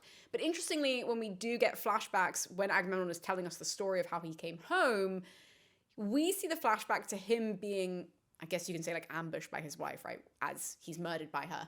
And this is done differently. So he comes home, and when he arrives home, Clytemnestra is like, oh, you should come in, blah, blah. And they're actually going to go do the dirty deed. They're going to go and, you know, like have a saucy moment between husband and wife. And as he's like undressed, she takes out a dagger and she just stabs him. Kind of wish the moment was a bit bigger. But I still like the fact that they had Agamemnon in a really vulnerable position, because in Aeschylus, we know that it was done in the bathtub, right? So we do have lots of different renditions of this story. Most famously, Agamemnon is in the bathtub, so he's very, very vulnerable. Obviously, he's getting washed, and then a big axe comes out of nowhere, and Clytemnestra's like, die. And so the moment is smaller, but we still have the elements of the ancient story coming through. Whew, loved it. Anyway, so we get this warning from Agamemnon, and then Agamemnon steps back, and the next soul that comes forward is Tiresias. And when Tiresias comes forward, he gives Odysseus instructions. He does not tell him after Ithaca, here's then the rest of the journey. We don't hear that side of things. He just says, here's what's coming next. And as he's saying all the next stops, it's funny. He's like, the stop you're going to hit after this is the sirens. They have a really nice song. You've got to be prepared to battle this and to be stronger than this. And Odysseus, out of nowhere, is like, oh, don't worry. I'll just plug my men's ears with beeswax. I was watching this going, what? Mainly because Circe is the person that tells Odysseus about the sirens, but also gives him this tip. And upon reflection, I think the reason why Odysseus had to be that quick with it is because we did take out a couple of really smart episodes of Odysseus, right? So we don't have the nobody trick, for instance. And we need to give him some credit so that the audience walks away being like, oh yeah, Odysseus is cunning, he is smart. So because we take away these things, we then also have to include some new things. And one of the new things was, yes, Odysseus will plug his men's ears with beeswax, and he thinks of it like super, super quickly on the spot. And I was a bit like, whoa. But also I kind of understand why that was thrown in there. Because the next stop, once we leave the underworld, we then hit the sirens. And guys, we go from strength to strength. The episode of the underworld was insanely beautiful, obsessed, loved how it was depicted. I wish I could show you like visually the scenes, but obviously I am contained to what is on the internet, and also I don't know how to include those things and still monetize this video. Regardless, underworld was beautiful, siren scene, killer, phenomenal siren reception. I was so, oh my goodness, I literally was sitting in my chair and I actually had to close my notebook. And I put my pen on my lap and I just sat there and I was like, wow, this is really, really cool. And the reason is because the sirens, really famously in Greek mythology, they will lure men off of their boats with their beautiful song. And I have a whole video where I kind of break down how the sirens have changed over time and how they become like hot ladies. So we kind of lose the auditory element of them. And instead we lean more into what temptation means now. And though Christopher Nolan didn't lean back into the Odyssey in the sense of, in the ancient world, the sirens are birds, right? So they're not women at all. They're like these weird sort of like chicken pigeony looking things. He doesn't go that far, but the look of the siren is not the focus of the scene at all. As the boat rolls forward, there are these sort of like rocks on the side. And we get a shot from the boat, so like what the men are seeing when it comes to these hills. And on these rocks at the back, there are a bunch of sirens. Like there are loads of them, and they are women. And they are, you know, posing or whatever. But it's not the focus. It's like as the boat is moving forward, it's just sort of like, oh, there they are. We're now at the sirens. And in Christopher Nolan's film, he, again, beat for beat from the ancient text, has Odysseus get tied to the mast of the boat. And he tells his men, no matter how much I scream, no matter how much I cry, do not let me go. Now, wonderfully, the men plug their ears with beeswax, exactly as Odysseus said that he would do, exactly as appears to us in the ancient text. And when they're plugging their ears with beeswax, they first of all have this like really giant tub of beeswax. And that's something that I just kind of liked, that detail, because the idea that Odysseus could have also plugged his ears with beeswax is there. That is something that is prevalent in the ancient text. It's not like he does a self-sacrificial thing of like, oh, well, if one person can't have beeswax in their ear, it'll be me. No, he opts to not put beeswax in. So the fact they have a tub, wonderful detail. Loved that detail so much. But also, as the men put the beeswax in their ear, when the last crewman does this, the audio for the audience gets muffled. So it means that we also have our ears filled with beeswax. It is so powerful. I loved it. Because then when you have these characters that are turning around to see Odysseus and we can hear him screaming, it is muffled. So we are experiencing exactly what they're experiencing, which is like, oh, okay, don't let him go because he told us not to, but he's in a lot of pain. And we can't hear the lapping of the shores. We can't hear any of that kind of stuff. But one of the men does take out his beeswax because he does want to hear the siren song. And we watch him through our sort of like muffled auditory lens. We watch him jump off the boat and sail? He jumps off the boat and he swims even over to the sirens, which is a really wonderful way of really showing the audience, like, this is actually very, very dangerous. And if you are listening to it, this is why Odysseus is in such pain. Because what he wants to do is exactly what that guy did, which is jump off the boat and swim over to the sirens. So it was a really good showing and not telling moment. I loved the fact that our ears were muffled as well as the men's ears were muffled. I thought that it was gorgeously done, like absolutely gorgeously done. My nerd senses were tingling. If we could just, I mean, like, I would literally rewatch the film just to watch the underworld and the sirens back to back again. If I could get that bit clipped, if there's anybody who works, any of the production companies that worked on this film, if Christopher Nolan is watching this, can you just send me these two scenes? You could literally use these scenes in classrooms. Like, you could. If I would. If I was a teacher at a secondary school or at a university and I was teaching the Odyssey, I'd be like, just watch these two scenes. They were so wonderfully done, you guys. I was just like applauding from my seat, like, this is amazing. Yeah. But we do have to sail on from the sirens, and after the sirens, we come to Charybdis, which I did show you on the board, which is just a whirlpool. Thought that was visually stunning, but it's not as dramatic as the previous two scenes that I just mentioned because it is just a whirlpool. So the men do have to kind of like lean over to one side, and all of their oars snap on a rock, something like that. I don't really know why. I think just because they lean and it hits the rock, and so all of them snap, and you're like, well, now what? But they end up turning a corner, and then out of fucking nowhere, Skilla pops up. And it's just like these legs that come out of just the absolute atmosphere around them. And they are these dogs' heads, and they just come down and they pick up the men and they eat them. And it is absolutely chaotic in this scene. I mean, it was such a jump scare. I wasn't jump scared by it, probably because I was writing at the same time. So I was kind of aware of what was going on without totally being entranced by this scene. When Skilla popped up, the woman next to me, I swear, saw the light at the end of the tunnel. This woman saw Jesus, and she like literally squealed, jumped in her seat, had her hand on her heart. I was terrified I was gonna have to help her for a moment. She was a struggling. But I loved seeing that response because it really showed me, oh, okay, this is what that scene did. Even though I was, busy writing and making sure that I had notes to prepare for this video, I could still watch people engage with the story as newbies. Like, the woman next to me had no idea that Skilla was coming out of nowhere. Skilla or Scylla was coming out of nowhere. And that was really cool to watch somebody experience that in real time and to be next to them, to be like, oh, okay, we're doing something here. And also what was wonderful about Skilla is the dog's head for feet. So that is something that easily you could have changed. Easily. And there are literally zoom in moments of when these heads are coming out of the rock and they have these like dog gnashing snappers coming out and picking up the men. And even though you don't see Scylla's head, you could still use this in a classroom. I wouldn't use it as closely as I use the other two. Like, I would make students analyze the previous two scenes. And when it comes to Scylla and Charybdis, I think it was done really, really well. Maybe I'm just partial to the sirens and and to the underworld because I love those in the original text anyways. Regardless, this was still really, really cool. Loved it. Anyway, the next stop is the Cattle of the Sun.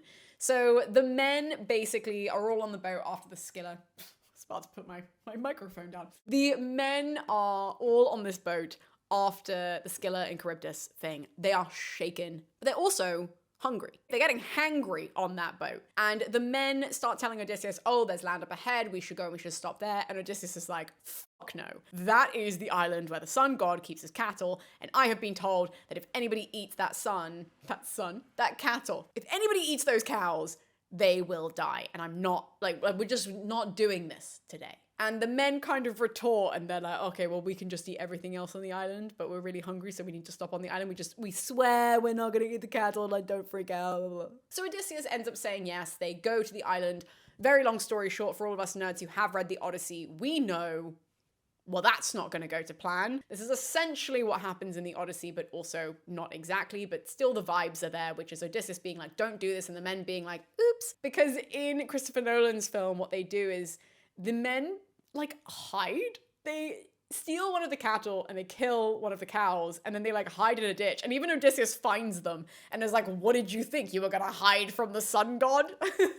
It's a really good moment from Christopher Nolan. I liked the writing of that scene because obviously we know everything's gonna go to shit. And when the men get back on the boat, they are hit by a storm, and the storm wipes out all of the men but Odysseus. And this is then when he lands on Calypso's island. Now, Calypso's Island is where the present narrative then picks up in the film, and this is where we kind of see Odysseus. He's recounting the story, so everything that I have just told you is Odysseus recounting the story to Calypso. And Calypso's role in this film is that she just keeps saying, and what else do you remember? And what else do you remember? And when we get to this point where we then have him wash up on Calypso's island, he kind of comes to and realizes, also there's like this amulet that he sees. There's this amulet is just kind of invented for the film, which Calypso shows him the amulet and he's like, oh my God, I have a wife and a son and all of this. And he puts together, I have been here for a very long period of time on your island. You have kept me as captive and you've been feeding me the lotus flowers so that way I don't remember when I came here or what the story was before, and I've just been here this whole time, right? So I did mention how we go from the Cicones or Cicones straight to Polyphemus. We did miss out the Lotus Eaters. And so we have this combination of the Lotus Eaters and Calypso in one, to be fair. Don't mind that because the Lotus Eaters is a very short stop. And even though we all love the Lotus Eaters, I think it's much better to see the Lotus in use. And so to have Calypso use it in order to keep Odysseus on her island for 7 years, I thought was a really nice tie-in and a way of kind of getting rid of any of these random stops and instead having it be a bit more flowing and a bit easier to follow in that respect. So Odysseus, super mad because Calypso's like, you've been here for 7 years. And he's like, can't believe you would do that. And he goes down to the shore and he starts building a raft. Now, Calypso is dressed, like I said, like a fisherman, and in amongst him telling the story, well, she's dressed in a net. Okay, she's dressed in a net, and I said when we were at the board, presumably that's because she goes fishing. I have no idea, nobody explains that, but that's just kind of what I've decided in the costume design. And so we do have all of these shots of Calypso and Odysseus going into the water and getting fish and all of that kind of stuff. And then Odysseus builds his raft and then he leaves. And literally there are shots of him where he's just laying on the raft in the middle of the sea and the water is like coming over him and he's just kind of spitting shit up and all of this kind of jazz. And then he washes up on Ithaca. This is not the end, though. Different to Homer, he gets to Ithaca, he has the warning of Agamemnon in the back of his head, and he's like, okay, I've got to be in disguise. Odysseus' disguise in this film is just a hood. He puts a hood up, he's got like a white beard, and he goes to Eumaeus to go and be like, hey, what's been going on? Tells Eumaeus that he is one of Odysseus' men that's been sent ahead, so that way he can sort of suss out the situation on Ithaca to see how Odysseus can come home. And Eumaeus informs him about actually like a number of different things that have happened on the island, but most importantly, he says, oh, and the suitors are now planning to kill Telemachus, Odysseus' son, so he's currently about to go to Pylos, and this is where they're going to intercept him. There's only so much I can do because I'm basically partially blind. Odysseus, in disguise, hears this and is like, I gotta go to Pylos. So he then leaves Ithaca to go to Pylos, which I will explain what happens on Pylos in the next section. But he goes to Pylos, and then after he sorts all that out and warns Telemachus, they then come back to Ithaca, and then he can have his reunion with his family, with his home, and reinstate his kingly role. We're going to discuss that in the next section because that is exactly how Christopher Nolan goes through the Odyssey in his version. And this happens not in one block, like I said, this is all throughout. So if you have not read the Odyssey and you are listening to me talking about that, you can see that there are differences to the Odyssey, but not all of them are bad. Not all of them are, done in a way where I think like, oh, you completely lost the soul of the Not at all. There are changes that are made because this is a film. The film is already 3 hours long. If you added in more things or if you extrapolated on something, it would have just been longer. I do have to say, no one felt the length of the film. I didn't. I did not process that it was 3 hours. By the time we got to the end of the film, I was like, oh, whoa, okay, it's already been 3 hours.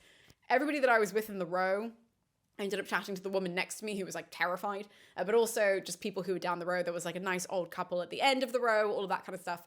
They all agreed that the time just flew by. And so there are differences to Homer. There's nothing wrong with that. If you guys want to see more about the comparisons with Homer, you can again find my book linked in the description below. But with that being said, we should roll into the next section, which is where I'm going to tell you about the storyline that's happening on Ithaca whilst all of this is going on. Because like I said, we are intersplicing this storyline through what's happening on Ithaca. So there's no chunks. It is very much a blended narrative that Christopher Nolan tells. I think he does this masterfully, which means let's slot us into Ithaca, because when the film opens, let me scroll down a little bit. When the film opens, we are on Ithaca. So the first scene is on Ithaca, which I absolutely loved. And when we open on Ithaca, we actually start with Travis Scott. So Travis Scott, there has been a lot of discussion about who he's playing and what he's playing and all of this. And I have seen people online consistently say, Travis Scott is playing Demodocus. That is not true. If you've come here after seeing one of those posts and you're like, oh, that must be his character's name, because his character is not mentioned by name in the film. He is not playing Demodocus. What Demodocus is, though, is a bard. And in the Odyssey, we have two bards. We have one on Ithaca, who is Travis Scott, and then we have Demodocus, who is on Scheria or Phaeacia. Now, because, like I keep saying, we don't have the Phaeacians, those are not part of the story, those people, that island is not part of the story, we have a bard on Ithaca who's called Phemius. And that is the role that Travis Scott is playing. So the story opens, the film opens, and we hear Travis Scott's voice as he is recounting a story to the Room of Suitors. I am one of the classists, maybe I'm in the minority, I don't care. I have said from the beginning when I heard that Christopher Nolan got a rapper to play a bard, love that reception. I have said for ages when I talk to students or when I talk to people who are like trying to engage with Homer for the first time, I always compare bards to rappers. Now, personally, would I have picked a rapper that was better known for lyricism to try and like hit this home much harder? For example, a Kendrick Lamar or an Eminem or someone like that. Yes, that is personally what I would have done. However, I love the concept of giving a bard this role, right? The idea that we have a rapper doing this, I think is really creative. It's really, really cool reception. And the fact that we open the film with that is it's very intentional, clearly, so that we know how a story like Troy would have actually been told in ancient times, right? Because when Travis Scott opens, he is telling a story of Troy. He is talking about the Trojan War. He's singing that to the Room of Suitors, and Penelope comes out of her little weaving room in the back there. It's kind of a weird setup in the Palace of Ithaca. They have like the room where everybody eats, like the entertaining room, the big hall, and then there's like a gauze or like a cross-hatched door, and then behind that Penelope weaves. It's not her room. I'm really not sure what that room is aside from a recreational weaving room. Regardless, she then comes to the door and she yells at Travis Scott, at Phemius, and is like, don't sing that song anymore. I don't want to hear it. So immediately right up off the bat, we are kind of immersed in very much the Homeric world. And I thought that was a really, really beautiful touch that deserves time and attention. So that is how the storyline on Ithaca begins. And then we do have this note that slightly confused me. Again, we are here to have a discussion about about Christopher Nolan's film. I'm mentioning things I like, the things that I didn't like. I can't remember who says this. I think it's Penelope when she's talking to Telemachus. I do have a question mark because I did not make a note of who says this. But I'm pretty sure it's Penelope who tells Telemachus that the suitors have been there for 3 years already. But it is also mentioned in the same scene that it is the 8th year of Odysseus's absence after Troy.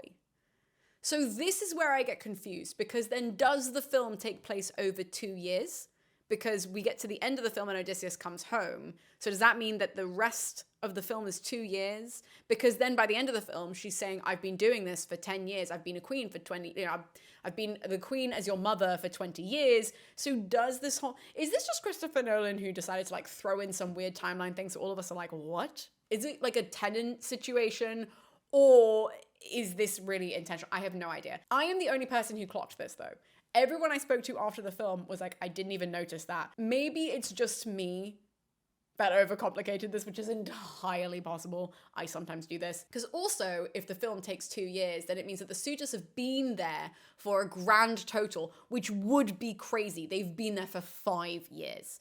In the Odyssey, they are not there for that long, but they do show up right at the end. So they are showing up sort of like in year 17, year 18 in the Odyssey. So that was well done, that we know that they've been there for a long time. They have been very rude guests. This is highlighted in this conversation as well.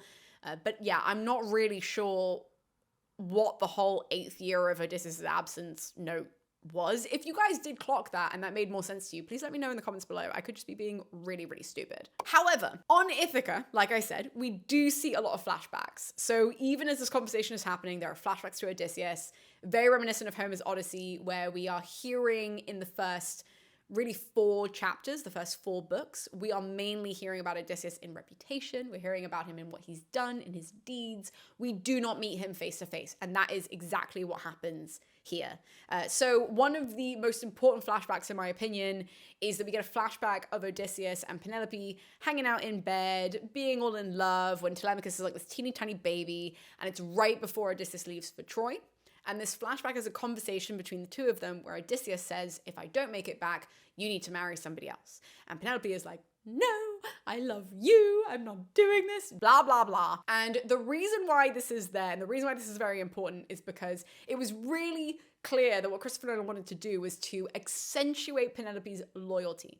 And the reason why he wanted to do that is because that is so fundamental to the Odyssey. It is really fundamental to Penelope's character. It is what makes everyone like her. Like, there is not a single person across all of mythology that is like, ew, Penelope is so gross and annoying. No, because she is loyal, everybody's like, she's the best of the best. Especially when you compare her to like her cousin, Helen, or Clytemnestra. You know, like the women of Homer's world exist in response to other women. I think we don't talk about this enough. And so having Penelope be incredibly loyal and having that be her main trait is really important to her character to make her stand out in Homeric poetry. She does not blend into the background because she has something different about her. And so Christopher Nolan clearly wanted to accentuate that. This is something that we can't get across in the modern world of just saying, oh, she waited for 20 years. The idea that she's directly opposing Odysseus saying, find another husband, really does bring this quality forward. It means that we are there going, okay, so even Odysseus is like, I would totally get it if you remarried somebody else. I would totally get it if you found someone new. And she's actively saying, no, I am loyal. And it's also her choice. This is something that's also being adapted for a modern audience. Having Penelope choose her loyalty rather than it just being something that she like has because it's expected for her to have said quality, I thought was a really nice touch from Nolan. So I did just want to highlight that in this because I think it was a really nice adaptation, but also a really nice sort of accentuation of Penelope's character so that it can really hit home in an audience that does not know Penelope, that knows nothing about the story, what is so incredibly strong about this female character. So after this, we have the regular timeline of things where Telemachus has a word with his mother and he says, I want to go to Sparta because I want to hear about word of my father, of your husband, and presumably Menelaus and Helen will know. And Penelope is like, the fuck you're going to Sparta. And so Telemachus is like, oop, that's kind of a shame. He then turns around a corner and then talks to Eurycleia and is like, by the way, I'm going to leave for Sparta and you're going to help me. And she's like, okay. So he leaves anyways. He is completely undeterred by his mother saying no, which is very reminiscent of their ancient characters anyways. And when Telemachus leaves in the Odyssey, in the Homeric text, he does do this without his mother knowing. So this is a nice sort of callback without it being too rude and too random.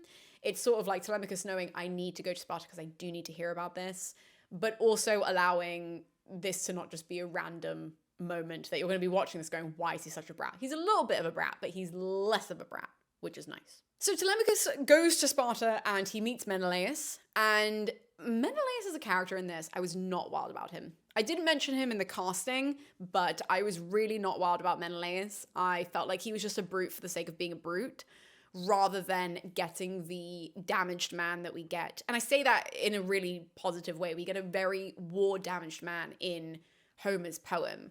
And it's a really wonderful insight into how the war has affected different people. And Menelaus is so clearly dealing with so much when we meet him in the Odyssey. He is sobbing, he's crying, his emotions are erratic. And they're not anger, it's just between sadness and being able to talk to Telemachus. And that is a really beautiful window to, you know, again, the repercussions of war that we don't get in this. We just get Menelaus being a brute. And literally, we see evidence of him being brutish because Helen turns her face and he kind of grabs her face, like Menelaus grabs her face to show Telemachus that she now has all of these scars on her face. So he's been beating her. You have the most beautiful woman in the world. You just spent 10 years fighting for the most beautiful woman in the world, and then you bring her home to beat her? What sense does that make? This was part that I just really did not like. I don't know how much of that was just the actor though, because the actor kind of plays the same character in every single role. He doesn't really have wide range whatsoever. I can't remember his name still. But either way, that's how he plays Menelaus. And Menelaus tells Telemachus when they're all sitting down and they're having a meal, how it also took him a long time to get home. And meanwhile, his wife Helen is like, oh, should we tell him what happened to Agamemnon? And Menelaus is like, absolutely not, we're not mentioning that, shut up. basically is what he says. Now, of course, I don't like how Menelaus is talking to Helen, but I do like the fact that Menelaus highlights how long it took him to get home. We don't hear how long it took him to get home. We know in the ancient text, it took him 7 years to get home. And we also don't hear the seal story. Boo. If you don't know what the seal story is, it's this really random story where Menelaus is like, oh yeah, we got stranded on the coast of Egypt and I ended up having to dress up like a seal and trap a sea deity called Proteus so that we could get favorable conditions to then leave to come home. It's wild. And we don't hear that story in this version of the Odyssey. It wouldn't really work with Menelaus' character since he is such a brute, to be fair. I was still sad to not hear it. And the other thing that I did like is throughout this conversation between Menelaus and Telemachus, we do have Helen occasionally say to Telemachus, God, you look so much like your dad. Like, you look so much like Odysseus. And that is directly from the ancient text, which I really appreciated. It's such a subtle thing that's thrown in. But again, there are really clear markers that you can tell Christopher Nolan loves this poem. And it's things like that where I'm like, that was so small and minimal. I absolutely adored that. In saying that, I did not like the Helen of the film. As I mentioned when we were talking about the cast, I did not like Helen's character. And it's really apparent in this scene. This scene is very much, she is on the back burner. She is, you know, unfortunately just like sitting in the background like, oh. You know, she kind of says a word every so often. Menelaus tells her to shut up. She has zero agency. We don't see her sassiness. We don't see her savagery. We don't see anything that makes her Helen. We also do not have her drugging Menelaus in this scene. I think that's because we have Circe drug the men, and I think from a filmmaking perspective, Christopher Nolan was like, what do we do that's slightly different? So he took it away from Helen. I wish he had put something else in for Helen, because we do not get savage Helen, and I love savage Helen. So even though there were parts of the scene that I liked, the majority of it I just didn't like, and that's being a nerd, and that's me looking at it being like, we could have gotten a really wonderful, tender Menelaus, somebody who's dealing with PTSD potentially, and we could have gotten a really interesting Helen. We could have really shown a modern audience, like, the reason why she's the most beautiful woman in the world is not only because of her looks. It's because of how she acts. It's because of who she is. It's because of how different she is. It's because she brings something, again, in comparison to Clytemnestra, in comparison to Penelope, in comparison to Andromache, in comparison to all of the other women in Troy that we spend time with in the Iliad, she brings something different to the table. And we saw none of that. We saw absolutely none of that, which was a shame. But alas, I am not the director, and there are so many positives to this film that there were obviously going to be negatives. I just want to be forthcoming about all of them. So after we have this scene in Sparta even, we then move back to Ithaca, and we get a rather interesting scene here where on Ithaca we see Antinous, and he goes to Penelope because he's onto her, right? So he goes past the little gauze that separates the room, he goes in there, and he sees that she's weaving, and he kind of asks her about what she's weaving, and she's like, oh, it's this shroud for my father-in-law, so that when he dies I have this thing, blah, blah, which is, again, accurate to the Odyssey. However, Antinous leans forward and he's like, Penelope, I know, you know, we both know, you are coming in here every single night and you are unweaving this shroud so that you can avoid the suitors and you can avoid picking a new husband. And Penelope's like, oh shit. But we then have Antinous take a seat, and he gets really close and comfortable with Penelope and is like, this can be our little secret. You know, don't worry about it. When I marry you, this will be, you know, done in the dust. It's not that big of a deal because it's leading towards our future together.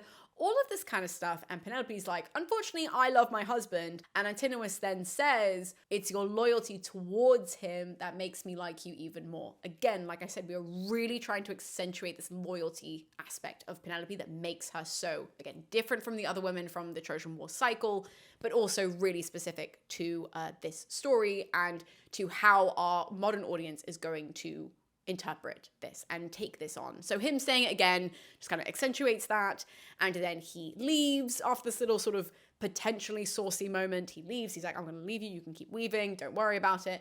And when he leaves, he has a sneaky rendezvous with Melantho.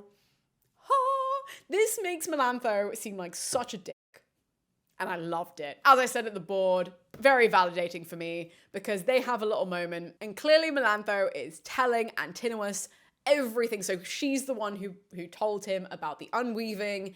They have a little makeout session, and you're sitting there going, oh, really? Really? But it's only after this that then the suitors decide they're going to plot to kill Telemachus. Okay, so I'm not really sure, again, what minute of the film we're in. It's a very long movie. But after we have this, we then have the suitors go, okay, Telemachus is now in the way. Antinous is like, I'm really close to marrying Penelope. We got to get rid of Telemachus.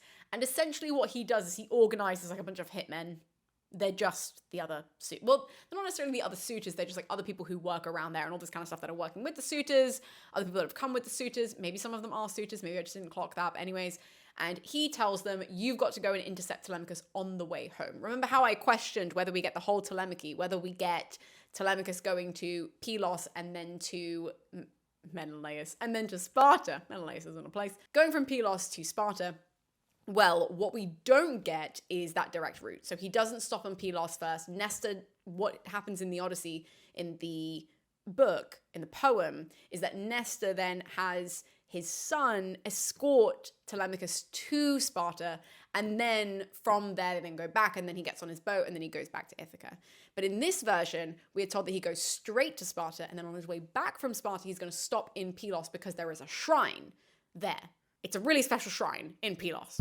So he's got to go there first, and when Antinous, Rob Pattinson, is saying we've got to kill Telemachus, he sends everybody to intercept Telemachus at Pylos because they know he's going to go and do this. And so because of that, everybody sort of nods, and they go off to ambush him. And in order to prove that Telemachus has been killed, Rob Pattinson, Antinous, asks all of them to bring back Telemachus's nose and his ears.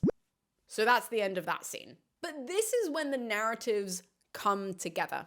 Okay, so when I was talking about Odysseus' journey and I say, then he comes back to Ithaca and he's told, oh, there's this plan, he then goes to Pylos. So this is the moment in the narrative where, boop, everybody comes together in Pylos, which does not happen in the ancient text. But Odysseus in disguise goes to Pylos. He's trying to find his son Telemachus. He's dressed as a beggar at this point still, and he goes in to try and talk to him, whilst we also have these other guys that are ambushing Telemachus, and it is a, for lack of a better phrase, shit show.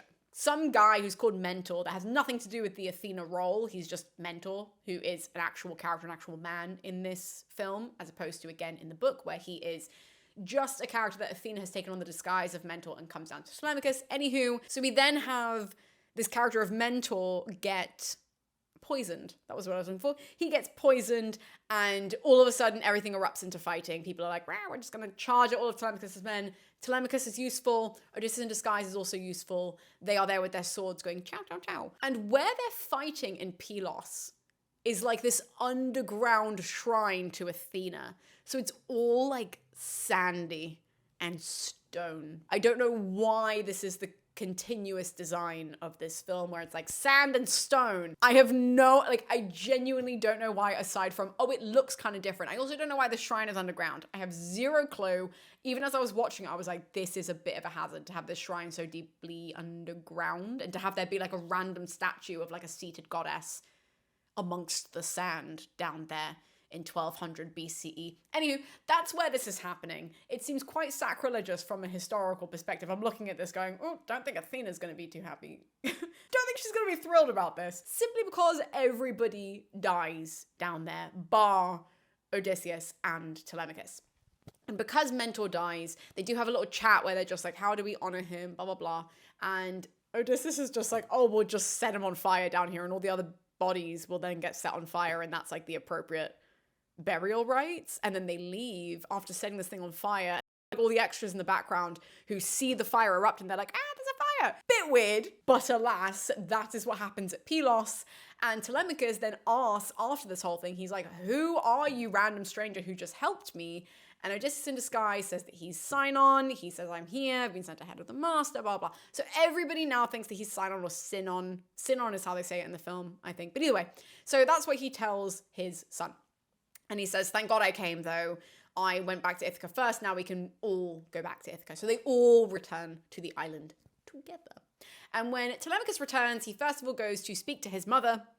And instead of being like, oh, there was the shrine to Athena that we just put up in flames, completely misses out all of that. And he's just like, hey, Have you heard of the impending collapse and doom of our civilization? I say that in a jokey way, but I also say that in a really excited way. Because a very big part of this film is that we almost have this like bogeyman in the background, right? So what we have going on in the background in Ithaca, not in the entirety of the film, but just in the Ithaca scenes, is the constant discussion of the sea peoples. Now, if you don't know, the sea peoples are in history, they are in history very much a bogeyman, because what happens right after the Trojan War, this is set again in like 1200 BCE, in the 1100s at some point, the entirety of this interconnected network between all of these palaces of the Mycenaean period collapses. And we go into what was previously called the Dark Age. Now, thanks to archaeologists, we have renamed it the Early Iron Age.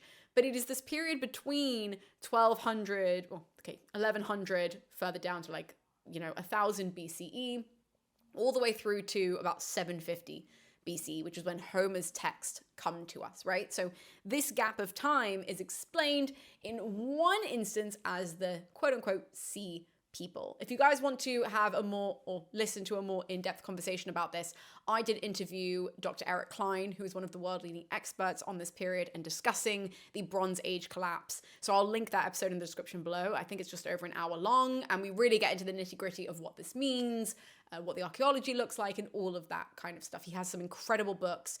There's 1177, and then I think the other one is after 1177. I think it's just called the same thing, but after the date. Anywho, so I do have a conversation about that. And the reason why I'm highlighting that here is because it is constantly brought back in the film. So we have this kind of knowledge that there is a group of people potentially that is going around the mainland of Greece, but also the islands, because we get a note of this when Odysseus goes to the Cicones on Ismarus. They ask Odysseus and his crew, "Are you the sea people?" And they say no. So we know there are these people who are raiding all of these places, these palaces are coming down, and Ithaca is very much hanging tight because they are worried that they are going to be next, or that one of their neighbors is going to be next. And I really loved this in the film because what they're doing is they're really blending history with mythology here. So there's this really cool thing. I think the whole film is done really, really cool in the sense of we are constantly questioning what is real and what isn't. Even when it comes to Odysseus' journey, obviously when he's describing it, we know that he's had the backstory of consuming all of these lotus flowers. So therefore, when Calypso is like, "Hey, tell me of this, tell me of your men, tell me of what you remember of Troy," we don't know if he's actually remembering it correctly, or if he is actually just telling a story that makes sense to him, and he's filling in these gaps with these crazy things that make sense because he can't quite remember them, right? Unreliable narrator in that respect. And then to have that question going on whilst also then when we are on Ithaca, knowing that that is real, but there also being a question of what's going on in the outside world? Who are these sea people? Are we next? This whole sort of, I don't know how to describe it. It feels like there is just a lot going on that's kind of feeding in and out simultaneously of the storyline. And I think that's what makes it so magical to watch and to engage with, that there is a lot going on. And the inclusion of the sea people is a really, really cool one where they are very legendary. We do have the actual phrase sea people from even Egypt. We have that actually written down as people saying the sea people came and they overtook this place and blah, blah. So it is really interesting that we have that included. And in particular, that after the whole burning of the Athena shrine, it's completely fine. Telemachus is completely calm about this. And he's like, by the way, potentially sea people. And Penelope's like, oh my God, sea people. Obviously though, with Telemachus, we do have Odysseus return. And the first thing that he does, he walks up to the palace. Telemachus is now outside the palace. And Odysseus reunites with Argus, his dog. So Argus has been present, and Argus has been put outside because he's so old he can't really move. Rob Pattinson's character, Antinous, moves him at one point outside. And so when Odysseus comes up with his hood, which is his brilliant disguise, he sees Argus and he has a moment where he comes down, sort of comes next to him. And Telemachus is watching this. And Telemachus, it clicks in his head who this Sinon character is. It's actually his dad, and he's just he's standing upright. He doesn't physically react aside from crying, and it is such a beautiful scene. This is what I mean. Tom Holland does my heart when it comes to his depiction of Telemachus. He was so good, and this scene was done really, really well. So we don't have the scene as it is depicted in Homer, which if you want to know how he is reunited with his son, it's actually in Eumaeus' hut. So he goes there first, he talks to Eumaeus, and then Telemachus comes in, and they have this moment where he's sort of asking Telemachus a bunch of questions, and then he reveals his identity. So it's in private, they have this big embrace, it's really beautiful. This is a much smaller moment. It takes away from the action being in Eumaeus' hut, but regardless of that, I still think it was a really touching moment. I still think that we got that through, which was quite beautiful. And you do two reunions in one go. You do the Argus reunion as well as the Telemachus reunion, without it being too much of a show with regards to the Telemachus reunion. Because obviously there are other people around, so Telemachus can't out. By the way, my dad is back. He just has a hood on, so you can't see his face. Because all of them are going in to have their meal, right? So all of the suitors are going into this big hall. Telemachus goes down there and Odysseus comes in. And Odysseus decides that he's going to continue to play the beggar role. He goes in, he tries to ask people to give him a portion of their food. And Antinous gets so annoyed at this that he gets up and he throws a stool at Odysseus. Now, I'm smiling as I say this because that again comes directly from Homer. This is actually something that the suitors do. They throw furniture as well as sometimes throwing hooves, like literal hooves of animals are thrown. But the fact that he throws a chair at Odysseus' back, very small moment, copy and pasted from the Odyssey, again, furthering my premise, which is that Christopher Nolan clearly loves the Odyssey and has clearly read it and has clearly devoured it and is like, what are we going to use? What are we going to show the audience as part of Homer's story? How are we going to really immerse them in this, even when I change parts of the narrative? And that was a really, really teeny tiny moment that I just think such a nice touch, absolutely wonderful. But after the stool throwing instance, Odysseus in disguise is then invited by Penelope to get his feet washed by Eurycleia, who is the old maid. And much like in the book, Eurycleia sees the scar on Odysseus's leg. Odysseus grabs her neck, again, totally exactly from the Odyssey, basically just shakes his head and is like, do not say anything. She nods and she then moves on. Again, this happens exactly from the book, but also is a really nice callback to the start of the film where we saw how this scar came to be and also that Eurycleia sewed it up for him because it was such a bad scar. So this is a wonderful moment where you can have the tension of the scene and the audience is clued in because Christopher Nolan did the job at the start of the film by accentuating this callback. So loved this so much. And in particular, I loved this scene because when Matt Damon, but also Odysseus goes to sit on these steps to get his feet washed by Eurycleia, he is sitting right before the cross-hatched door, the gauzy door that Penelope exists behind, right, in the sort of way that this palace is set up, which still doesn't make any sense to me, but regardless of that, she's behind there and she's asking him a bunch of questions like, who are you, blah, blah, have you heard of my husband? And he says, oh, I'm Sinon, I used to fight with your husband, so on and so forth. But the really, really cool part, there are two really cool parts of this conversation. The first part is that Odysseus explains to Penelope, it is unbelievably difficult to make a homecoming for anyone. He accentuates that as Sinon, he's going to have a difficult time going home after such a long period of time because he doesn't know what he's walking into. Similarly, Odysseus must be just as careful. And this being accentuated in words means that the audience is going to be sitting there like, okay, I understand, again, that this is very, very difficult. So the fact he's saying it out loud for the second or third time, somebody is saying it out loud for the second or third time, I was like, boom, wonderful. The audience is reminded because this film is 3 hours long. 10 out of 10, we are accentuating the homecoming side of this rather than the journey side of this. But the creme de la creme of this scene is having Odysseus in disguise talk about Troy. When we have these flashbacks to Troy, we see a bit more of the destruction of the city. And when Odysseus is going through the city, he ends up at this massive shrine. And when he's there, there's a priestess there. And the priestess looks just like the character of Athena. Now, the reason why I have not mentioned Athena is because this moment is so perfect. The only god, the only magic really that appears in Ithaca is Athena's presence. And the fact that Athena looks just like this priestess from Troy really has you taken aback for a moment, because all of a sudden you're like, wait, the goddess that I thought was guiding Odysseus on his journey, which is what happens in the Odyssey. So this is changing from Homer's Odyssey to now becoming Christopher Nolan's Odyssey. the goddess that I thought was helping Odysseus on his way. She does hop into the narrative. Zendaya is just like, oh, follow me on this journey. Or like, she'll say a couple of things to Odysseus. All of a sudden, because you realize that she is the priestess from Troy, is this therefore not Athena? And is this then Odysseus being haunted by the ghost of somebody that he unrightfully killed? Right? Because there is a moment in that scene where he looks at the priestess, and the priestess looks up at him, and she is like screaming and crying, and it's this really horrible moment where you know that she's going to be killed. And now to know that she's been following him around, you're like, oh my God, is this literally just him dealing with his own version of PTSD? Wild. I loved it so much. Because also on the other side of it, you could also interpret it as potentially Athena just took on the role of this young girl, this young woman, her priestess, in order to honor her, right? So there is that side of it too, that as Athena comes down, she actively takes on the role as a form of punishment for Odysseus. We don't know. And the fact that there are two alternatives to how you could interpret the Zendaya role, I thought was beautifully done. Like, I literally was floored when he was saying the story and when we're seeing the flashbacks. And also Zendaya is sitting on the stairs with him and she is just sobbing in it. It is wonderfully done.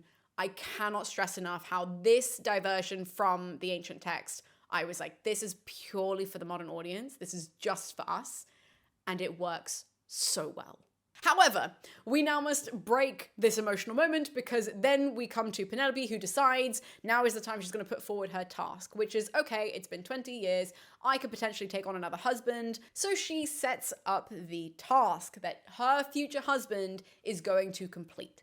And this task is that they must string Odysseus's bow and they must fire an arrow through the axe heads, right? Which is what we saw Odysseus do at the start of the film in a flashback. So this is all set up and all the suitors have a go. And obviously none of them can string the bow until all of the suitors have done it.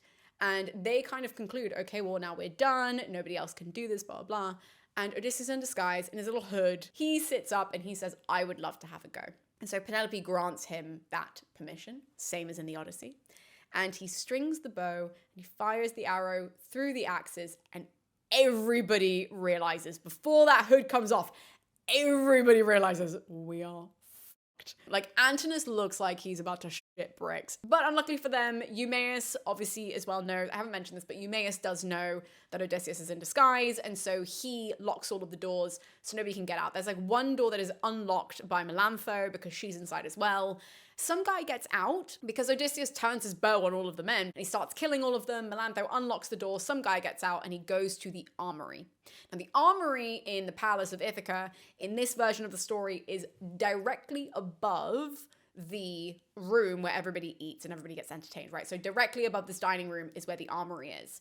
And this guy runs up, goes inside, starts collecting all of this armor. Eumaeus has followed him up. The swineherd has followed him up the stairs. And when he gets there, he's like, ha ha ha. And he locks the door. So he locks the guy inside.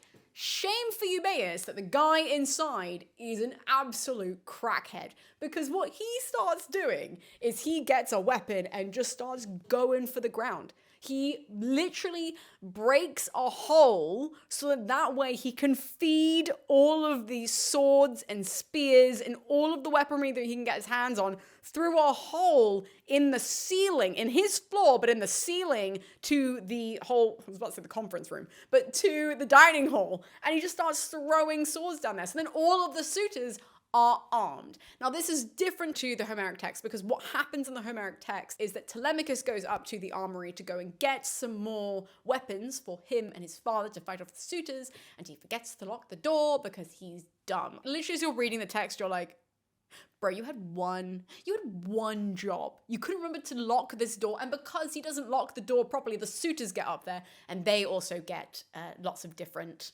weapons to fight against Telemachus and his father in their own home. Anywho, so this is slightly different, but we do have this idea of the suitors getting armed. And so downstairs in the dining hall, all the suitors now have swords and all that kind of stuff. Odysseus is like, crap, this is deeply impractical that now I have a bow and arrow and they have swords. Telemachus has been absolutely useless up until this point, but then he becomes useful and he does get his dad a sword, gives it to Odysseus, and Odysseus starts just like, hacking through people. And this is, again, the whole scene is from the Odyssey, from Homer's poem, because Odysseus does have to do this revenge arc, right? So he's got to go back against the suitors, and he's got to kill all of them because they've been rude to him, and his family, and his home, and all of this kind of stuff. As we know, Odysseus is successful, and he can reunite with Penelope. However, what this scene is really good at doing is showing you how unrealistic it is that Odysseus would have defeated all of these suitors. And so one thing that Christopher Nolan does do, which I think was really good, was have Odysseus be really, really injured. We don't, by the way, see the hanging of the maidens. That is not included. So presumably Melantho was killed. I didn't see if she was. I might have been writing something down at that moment, but presumably she's killed or she escapes. I'm not really sure. We don't have a hanging scene, but we do have all of the men killed. Like, it is a bloodbath. And so because of that, Odysseus is very, very, I mean, he's like cut up. He's got like 2 arrows in his back. And he kind of stumbles his way to Penelope, who has just been watching all of this. And she's in awe that her husband is home. And when he gets to her, honestly, I'm not gonna lie to you guys, I thought he was gonna die. The way that he was talking, the way that he's breathing, the way that Penelope's sobbing over him, I was like, is Christopher Nolan going to bring us all the way to this point and then kill Odysseus? Because that is not what happens in the ancient text. And I'm very happy to report, obviously if you've watched the film, you know this, very happy to report that he does not die. He just merely is incredibly tired, and he obviously has to get the arrows taken out of his back, but he is fine and alive. But the end of the film differs drastically from either book 23 or book 24, which is a question that I had on the board. Which ending are we going to get? Are we going to get the ending where we have Penelope and Odysseus reunite, and that's the end of the story, that's the end of book 23? Or are we going to get book 24 when Odysseus reunites with his father, Athena comes down, she says everything is fine, there will be no revenge from the suitor's family, everything is good, you can live in Ithaca, live out your days, no problem. Are we going to get that ending? We got neither. The ending that we got in Christopher Nolan, I actually think, you know, at the time, I'm going to be honest, I actually recoiled. When the credits started rolling, I was like, hated that. But then, as I let it sit over the last, 12 hours or so, I realized what he did was actually really, really clever. Because we do have this problem, and this is a problem with the Odyssey anyways, where we have the, again, revenge arc of Odysseus, but then presumably that opens up a new revenge arc of the suitor's family wanting to kill Odysseus because he killed all of these sons of these noble families who are not from far afield. And interestingly, what Christopher Nolan does is he ends the film by having Penelope and Odysseus go into like this, I don't know, like self-exile is what we're going to call it. Like they choose to be exiled from their territory, from their land. And so literally the last scene is them getting onto a boat, and it's Telemachus that they have left as the king of Ithaca, and they disappear. And the last little moment of Penelope and Odysseus is them like looking off into the sunset to like start their new life together. And the reason why I repelled against that is because I was like, what? What do you mean that they just disappear? But if you're going to take away the fact that Athena comes down and nulls the revenge arc, that revenge arc is still open for the other characters.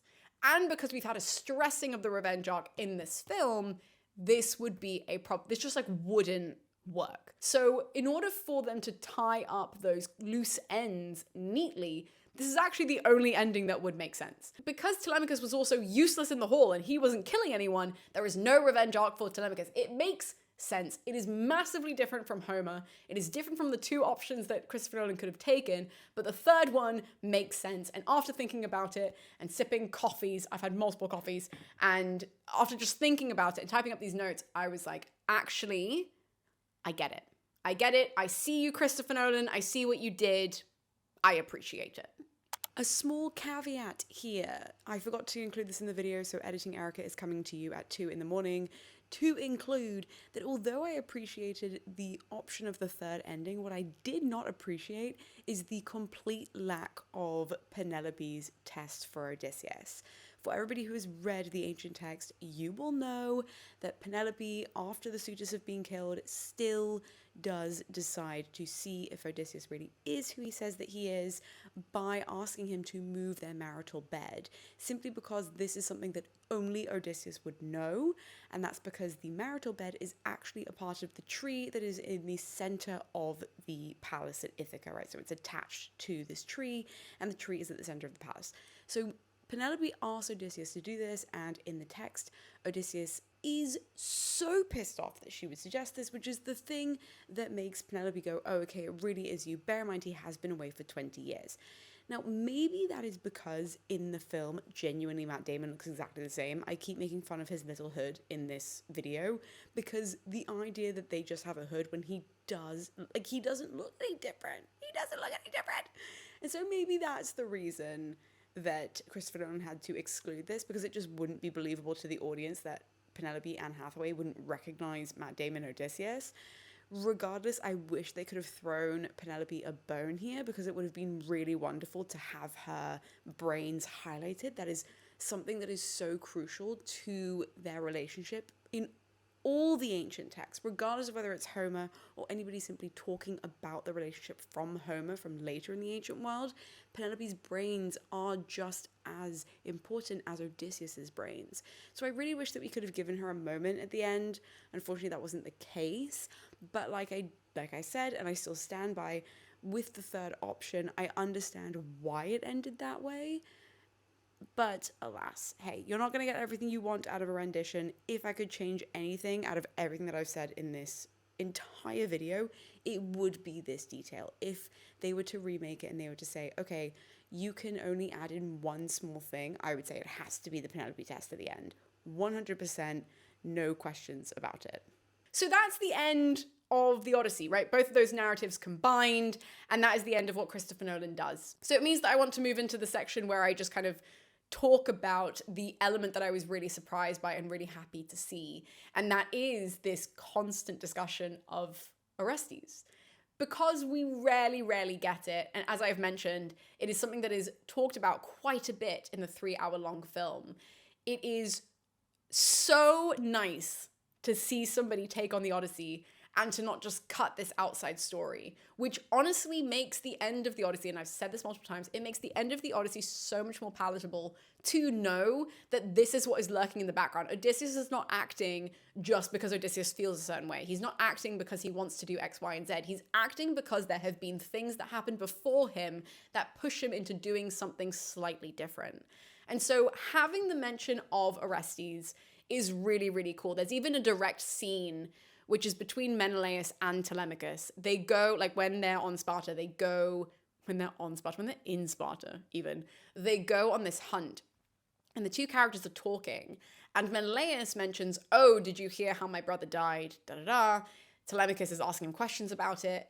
And Menelaus says, my nephew Orestes killed Clytemnestra. Or he said like killed her or something.